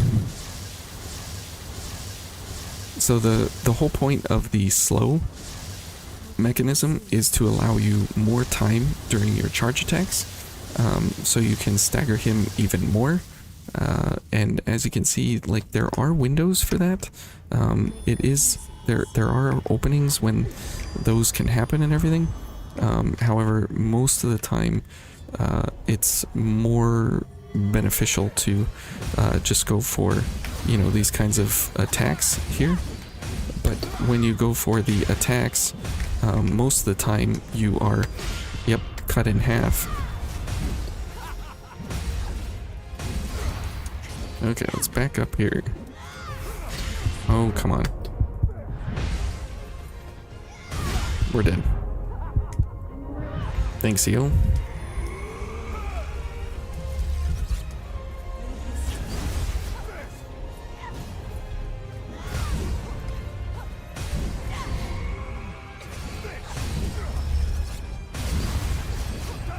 What? Why are you not staggering? Whatever.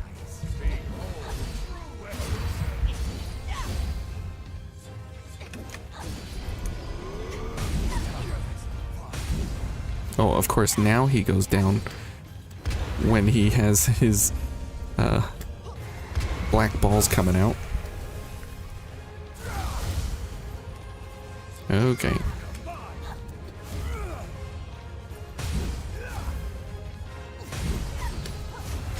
What?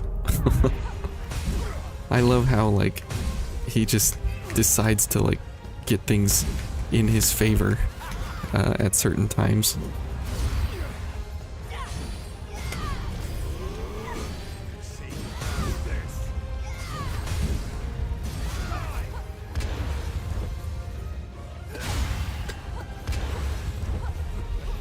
What? Where are you going?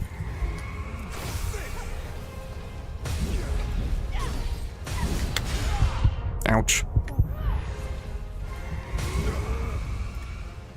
Okay.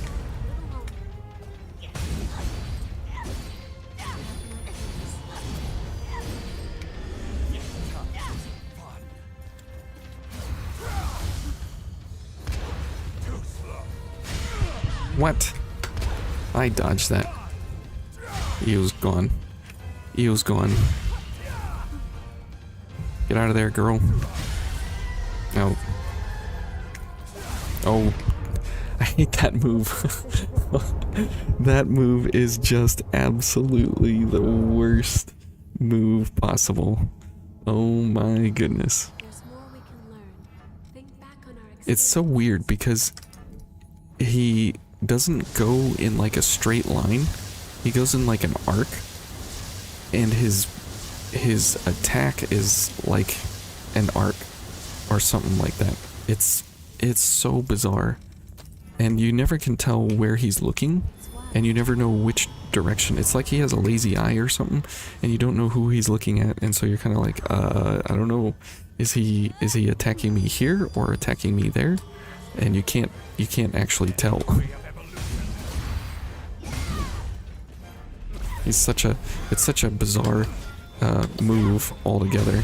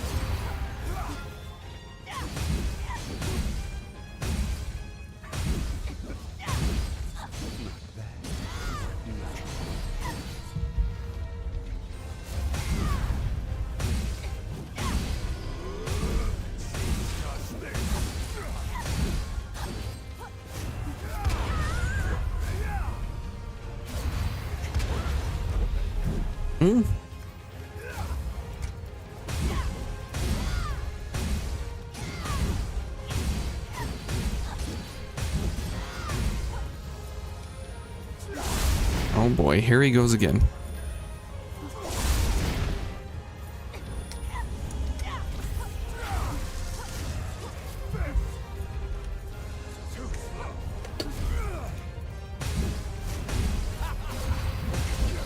Who's the slow one now, Mito?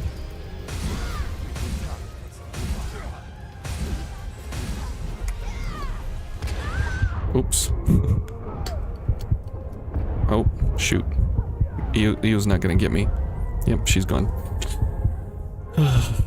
It does not respect the Black Greatsword. No, it does not. No, it does not. He needs to be disrespected. We can still go with the slow one, that's fine. We should be fine. Yeah, the slow is still fine. Here we will go all the damage we can get. Better than neglecting your equipment, I guess. Well, I mean,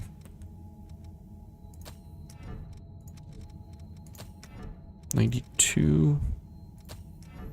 Okay. We will just end Mito here, because Mito is Mito, and we can go for the one shot with him, but the charge attack is so much more sportsmanlike. I feel that it's a lot more fun to go for the actual attacks on Mito instead of everything else. But this is where, you know, you get frustrated in Vayne, and you're like, whatever, I'm just going for it. And this is what happens. You just go for it, and you just ignore everything that is inside of you that tells you about sportsmanship and everything, and it's like, forget that, I just want to win. And that's what happens when things like this go down. Let's go. There we go. Okay. Stay focused. You got it, Jack.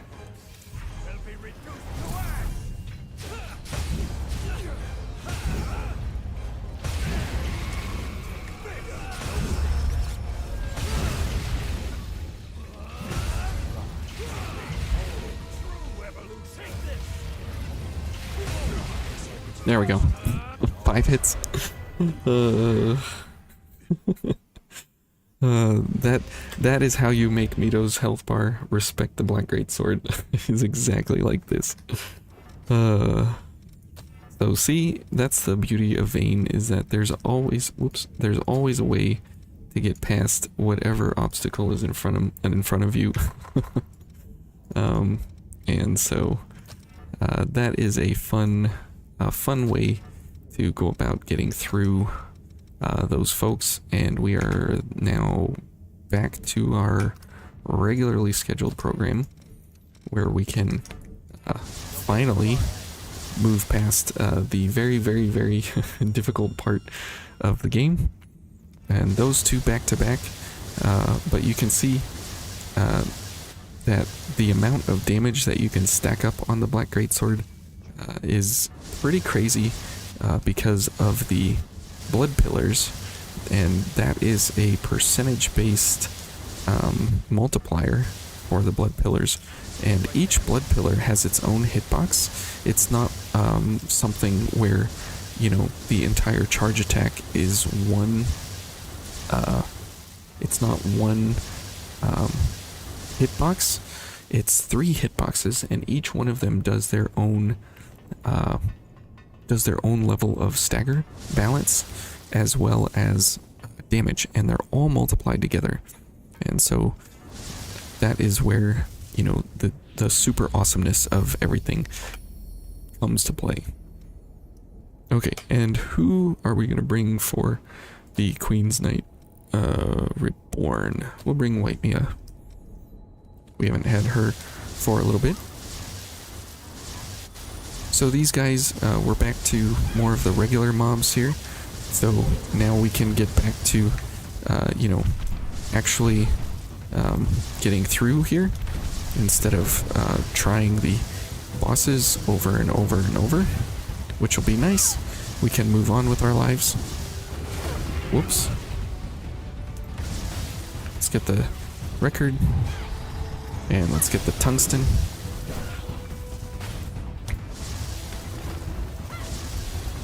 And we should be onwards and upwards here. We're good, right? No need to stop for the missile. And let's take the high road. Mia is getting absolutely wrecked over there. Can I get the pure blood? Yep. Okay. And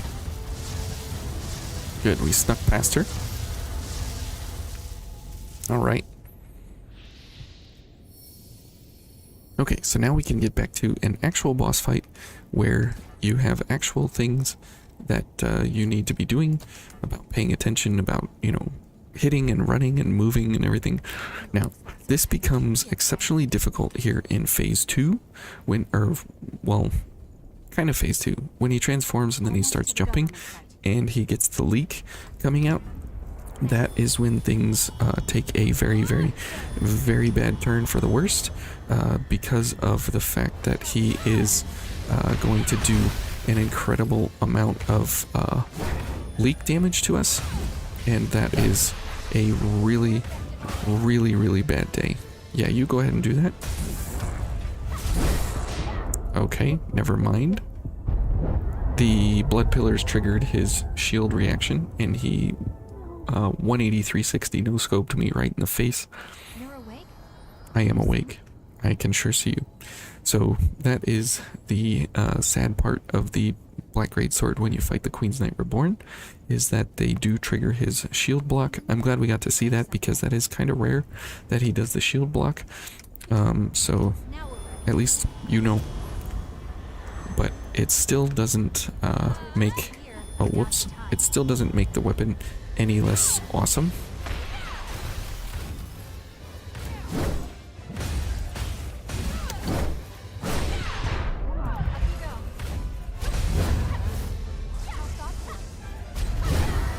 What? How did he hit Mia? It's the blowback from the charge.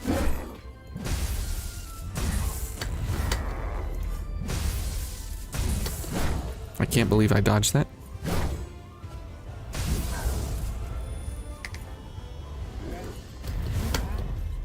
Can't believe I dodged it twice. My life. What is my life now?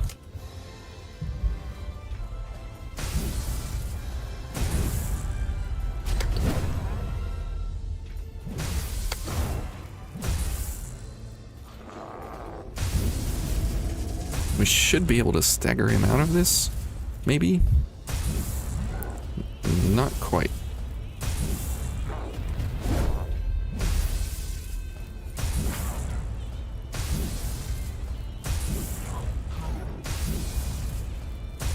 See, the blood pillars are just barely tickling his feet. And that is the awesome... Oh, we're dead. And that is the awesomeness of the Black Greatsword, is that you can stagger him out of his leak phase immediately. So if you get the hit off, he will automatically, well, not automatically, but he will stagger guaranteed during his leak phase if you hit him, and you can always cancel it out. So that's the really, really good part about what the Black Greatsword has to offer in this fight explicitly, is the fact that, you know, you can always guarantee the fact that you'll have an option to go against him in that latter phase, where you'll be able to always... Oh, come on.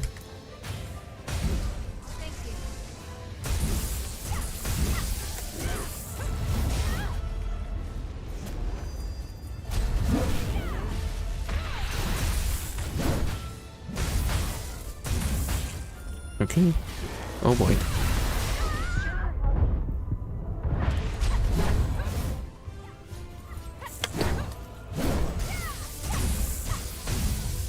Okay. Yeah, definitely gonna respect the shield this time. Oh my goodness, he got both of us. What? How did he get both of us? I have no idea how that happened. That is wild. No, we're not cooling down, Mia. We are going all in, hardcore, all the way to the end. Okay. Now, during this fight, there is a lot of dodging. Now, we can block. Remember, we do have 100 block on Slash. Oops. I didn't want to do that. I wanted to wait for the double gift extension, but that's okay. And so we can block his attacks. So keep that in mind. Just not the shield bash.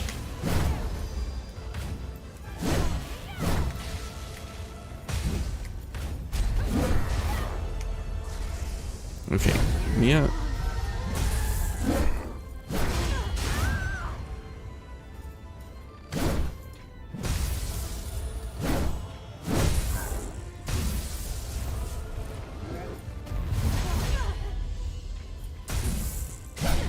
Ouch.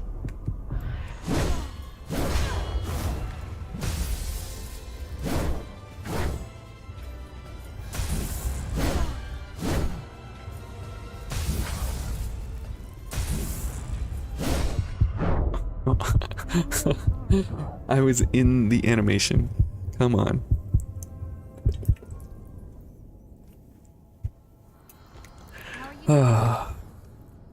I'm doing okay, Mia. I am doing okay. I was hoping to be kind of at the 3-hour mark, but this is taking a little longer because of the Blade Bearing Cannoneer. So sorry about that, guys, but the reality is that being able to take almost one blood code all the way to the end is something really special, and it's a lot of fun, but it's it's absolutely crazy. Okay, we'll just block those.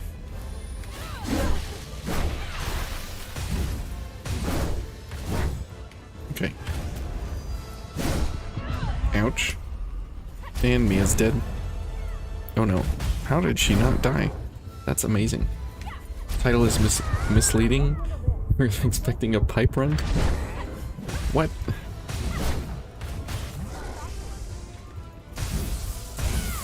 No, Lucerin, this is something I've been asked about, well, quite a bit on the channel. And so I wanted to kind of... Oh, come on. How are you so lucky?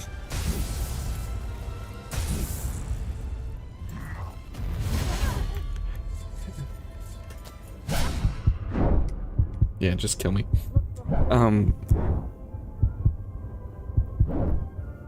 So, for whatever reason, Oh, you're back. the where to find the best weapon in the game, I've gotten a lot of controversy on that as to, you know, why this weapon is so good and, you know, how it can, you know, why is it something that, you know, Thanks. is top tier above everything else. And I got a lot of debate about, you know, so many other weapons that are better for specific scenarios. My mouse wheel is like going bad. And the reality is yes, there are very good weapons in the game. And there are better weapons at doing like one explicit thing or something. But at an overall kind of weapon ability, there's this weapon is just in a class all in its own self. What? Thanks, Mia. She's gone. Oh, I'm dead. Ugh. I think I'm getting tired. I think I'm getting tired. It's tough. Alright, Mia. You are going to take a bench seat here. And we'll just bring Jack along. And we'll definitely keep what we have With you around, we should be fine. with everything else. And we will go for Jack maybe towards the end-ish part. We'll see if we can fit him in during one of the phases. Stay focused.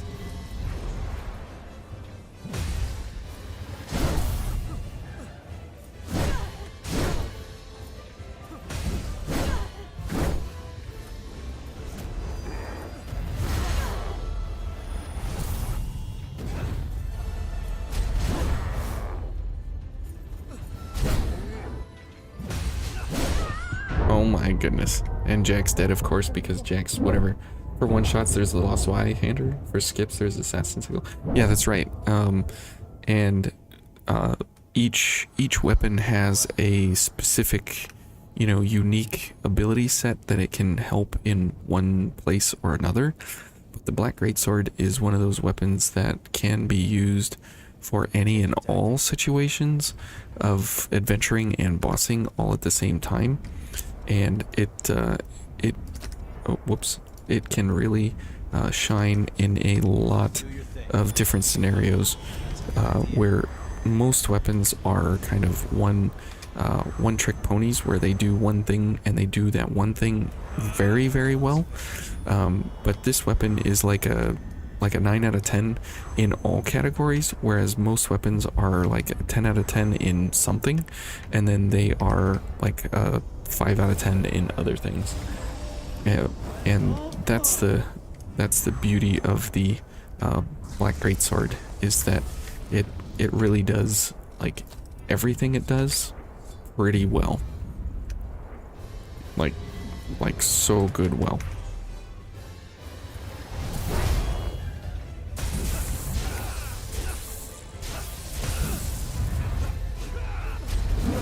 Okay.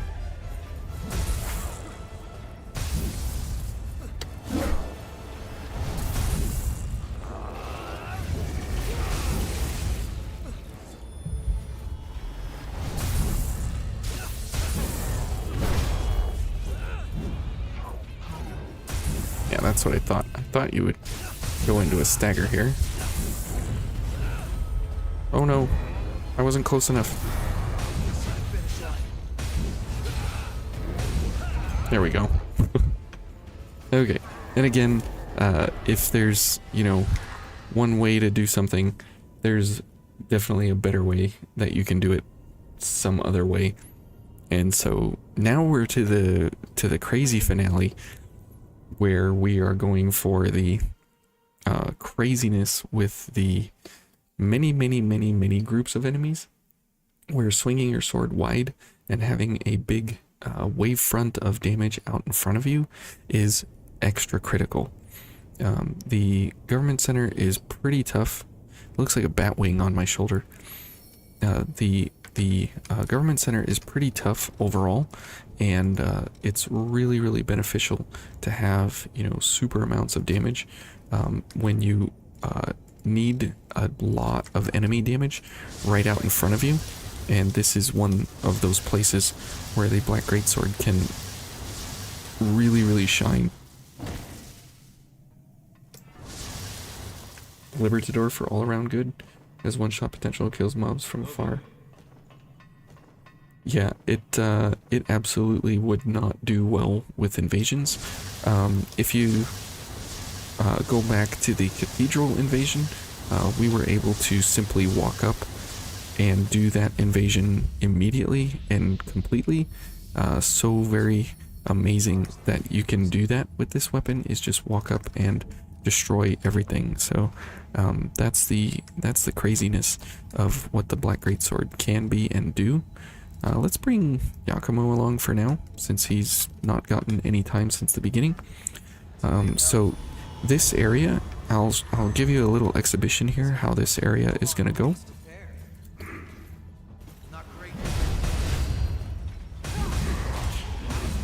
Who? What the heck? Oh, this guy got up. Okay.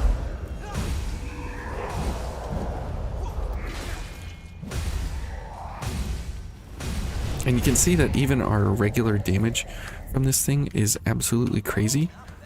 That we're able to really put out the damage. These guys just evaporate pretty much immediately. But the Libertador, you're right, Lucerin, it's a great weapon. And how it goes, it's a very good weapon. However, it can't do anything and everything. Like, it can do one-shots, but then it can't do a second follow-up one-shot because it doesn't have the Ichor recovery. So you'd have to do like a Libertador and a Brionac together to make sure that you have Ichor recovery along the way. So fighting those guys, that is kind of how this entire area is gonna go. So let's get to the Skull King. And then we can move on our way to Sculpt King and what he has to offer. He is a very tough fight for something like this kind of a build, but it is very fun. Yakumo, what is wrong with you?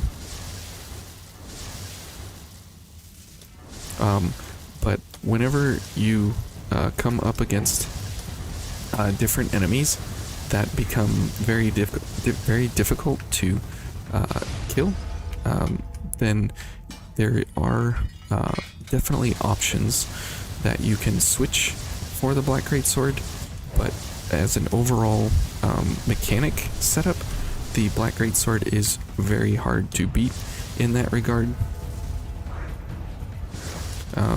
as opposed to, you know, something that if you did an entire playthrough of builds where you did all of like the special one-shots and everything, then it would be, you know, a really quick run. And if you optimized all your builds and everything to be really good for explicitly what you are trying to do in that one scenario, there are some really fast builds that you can do versus some pretty key things, but for just regular overall attacking, the Black Greatsword is second to none. Okay, so as we go for the attendant here, the funny thing is here that if we hit her once, she will stagger anyways. Okay. but I can't hit her. And the blood pillars count as a hit for her. Oh, come on. But I do need to hit her. And because she staggers all the way into the blood pillars, hey, we got the rare Ichor concentrate drop from her. So that's the funny part about the attendant, is that she staggers into the blood pillars each and every time, and then she bounces around between the blood pillars, and it is and that is without any kind of precision or anything else. We didn't have any buffs going there, and that is the funny part about the attendant, is that she just kind of disappears with this because of the fact that and she's just rocked really hard by the stagger potential of the blood pillars that come out. So pretty hilarious there for her in a lot of ways, but it's always enjoyable to see how that operates. Okay, so now for Jack, we are for the Skull King. Let's see if we can get a 1 cycle on him. That would be incredible if we could. I don't know if we can, but it would be worth a try. Let's see, how many of these do we have? 15? Okay, that's enough to try for, I think. Let's see.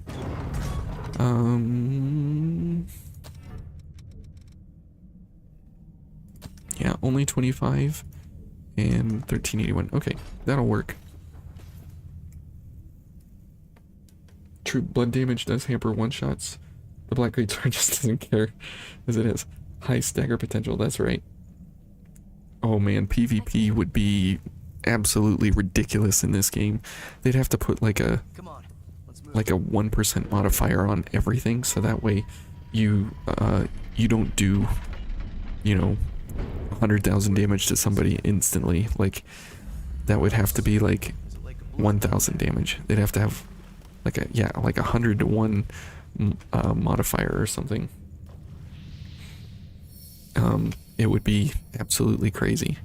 Okay, so let's get non-cutscene Skull King, because non-cutscene bosses are way easier to set up on as opposed to cutscene bosses. You do? Okay. Well, we'll hope we can discover right now. So, and remember that the Skull King is supposed to be like, the biggest, baddest, toughest enemy here. And it's interesting how, just how fast you can kind of go through it.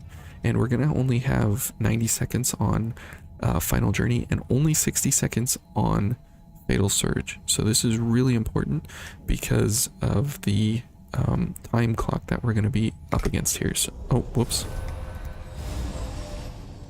Yeah, never mind. Oh boy.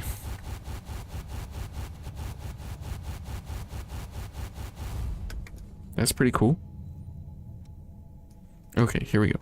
Let's give it a shot. Nope. We're already losing time.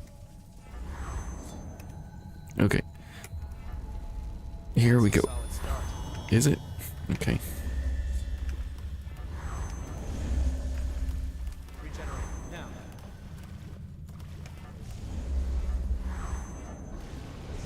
How about there? That's a better regenerate, don't you think, Louis? Come on, Louis. What are you doing? Okay, good. Louis gave me his overdrive. Okay.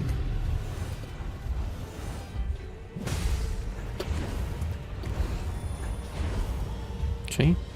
Good. Oh no! We didn't get the 1 cycle. That's really unfortunate. Because now he's going to do all that and blah blah blah. Okay. We could have had it if we got the 1 cycle. Because we had about 25 seconds left on the clock. And if we would have hit him correctly, we would have been able to get him through the cycle. So the hard part is you gotta hit him with the blood pillars. Like, that is absolutely paramount. Okay, ready? Here we go. Have to hit him with the blood pillars. Okay. Come on, come on, come on. Thank you. And we are all against the clock here. The clock is ticking. How's that for an opening? Louis, are you okay with that? Are you okay with that, Louis? Here we go, here we go, here we go. Da, da, da, da, da, da, da. Good. Good, good. Where to get started? No. Oh, come on.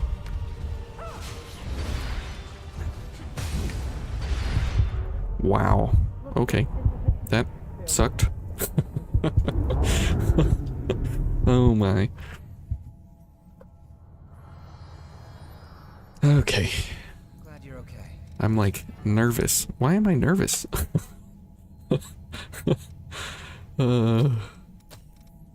Imagine getting one shot from a Night Veiled Bayonet Invader. Dude, that would be like everybody would do that. Like, it wouldn't even be a question, right? Okay, and we don't have many blood blends left, so we may have to go back and get some more. But we'll have to see here if we can make it. Yeah. Greg was just like, no, I'm not having this. Sit down and just wait. Okay, there. We'll at least have time crunch. Okay, right about here. Oh, you jerk. Okay, well, it was close.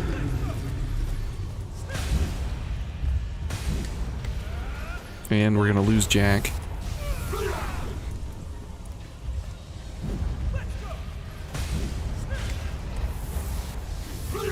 Yep, we lost Jack. Okay, well. So the Skull King with the Black Greatsword is no contest. It's not really even like a fight, because you just I mean, if you, okay, well, if you don't get hit by it, then you absolutely can destroy it. But if you get hit by the Skull King, then it's over. But if you can avoid him for the most part, then it absolutely wrecks everything. So here at the end of the game, this is the hilarious part, is that the hardest, you know, the hardest bosses in the game and everything, they actually become some of the easiest bosses here, which is kind of strange, because you wouldn't think that to be the case. Let's see. Okay, so I have just enough to do that. And so that's the amazing part about the Black Greatsword, is that once you get past the Blade Bearer and Cannoneer, that's actually like the hard final boss of the game. And then everything else just kind of falls apart immediately after that. Except when you can't see the dodge window and you get destroyed.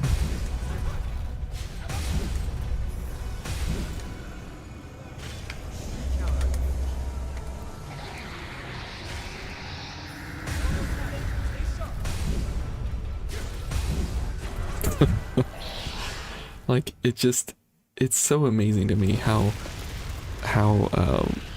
fast you can go through these ending two bosses, you know, and just rip them in half. And that's 81. So it was a very sloppy ending there, for sure, but there's 81 stars. And the amazing part about this is that it's like completely repeatable and everything. along the way. There's nothing, you know, if we get a clean execution on the Virginborn here, then the amazing part is that that you can do it in like 2 hits, which is absolutely bonkers crazy. So let's try this again here.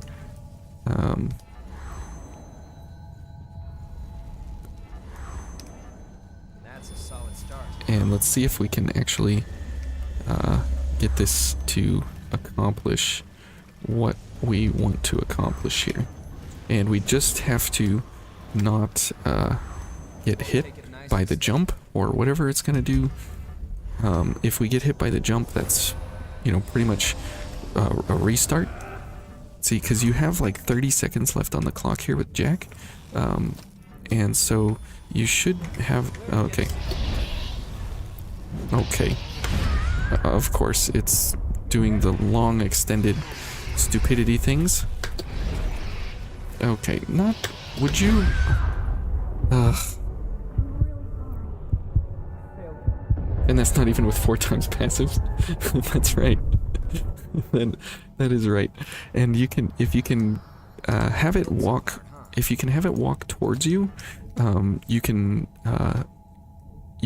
get the hits in the right place on the face, which is where the weakest part of the Virginborn is right on the face. And so that would be ideal. But if it doesn't happen, then, you know, obviously you've got bigger problems here along the way. And that is when things go south real quick, is when it starts jumping around and doing all these other things. And if the opening part to it is, you know, not as ridiculous as what we've been getting here so far. Yeah, there we go. Oh, jeez. Okay, well, it's already in phase 2. We didn't get it to hit it in the face. Let's go for a charge booster while we can. There we go. 1 hit in phase 2 and it's dead because we hit the face. So, does gift extension affect a missile glitch communal gift? No, it doesn't. I've tried it several times and it just doesn't do it. And Louis still working on it there. So so that's 80 stars. The Black Greatsword, my favorite weapon. It's the best weapon in the game as an overall weapon. Just absolutely a monster of a weapon to be able to just delete things really fast when necessary. Let's go pick up our haze for our final objective here, and then we'll call it a night. So ending right here at midnight, which is or whatever this is. Wait, no, it's 1, 2. What time is it? Oh, it's 2 a.m. Okay, never mind. It is way later than I thought it was. So anyways, thank you guys for watching. This has been 80 stars, and we'll see you guys in another episode next week for the road to 100, and we'll keep working on our surprise for you guys, and we'll see you in another time. Thank you for watching. Thank you for sticking around, and I love doing this. I really do. I hope you guys enjoy it too. So take care, have a great weekend, and we'll see you guys later. Bye.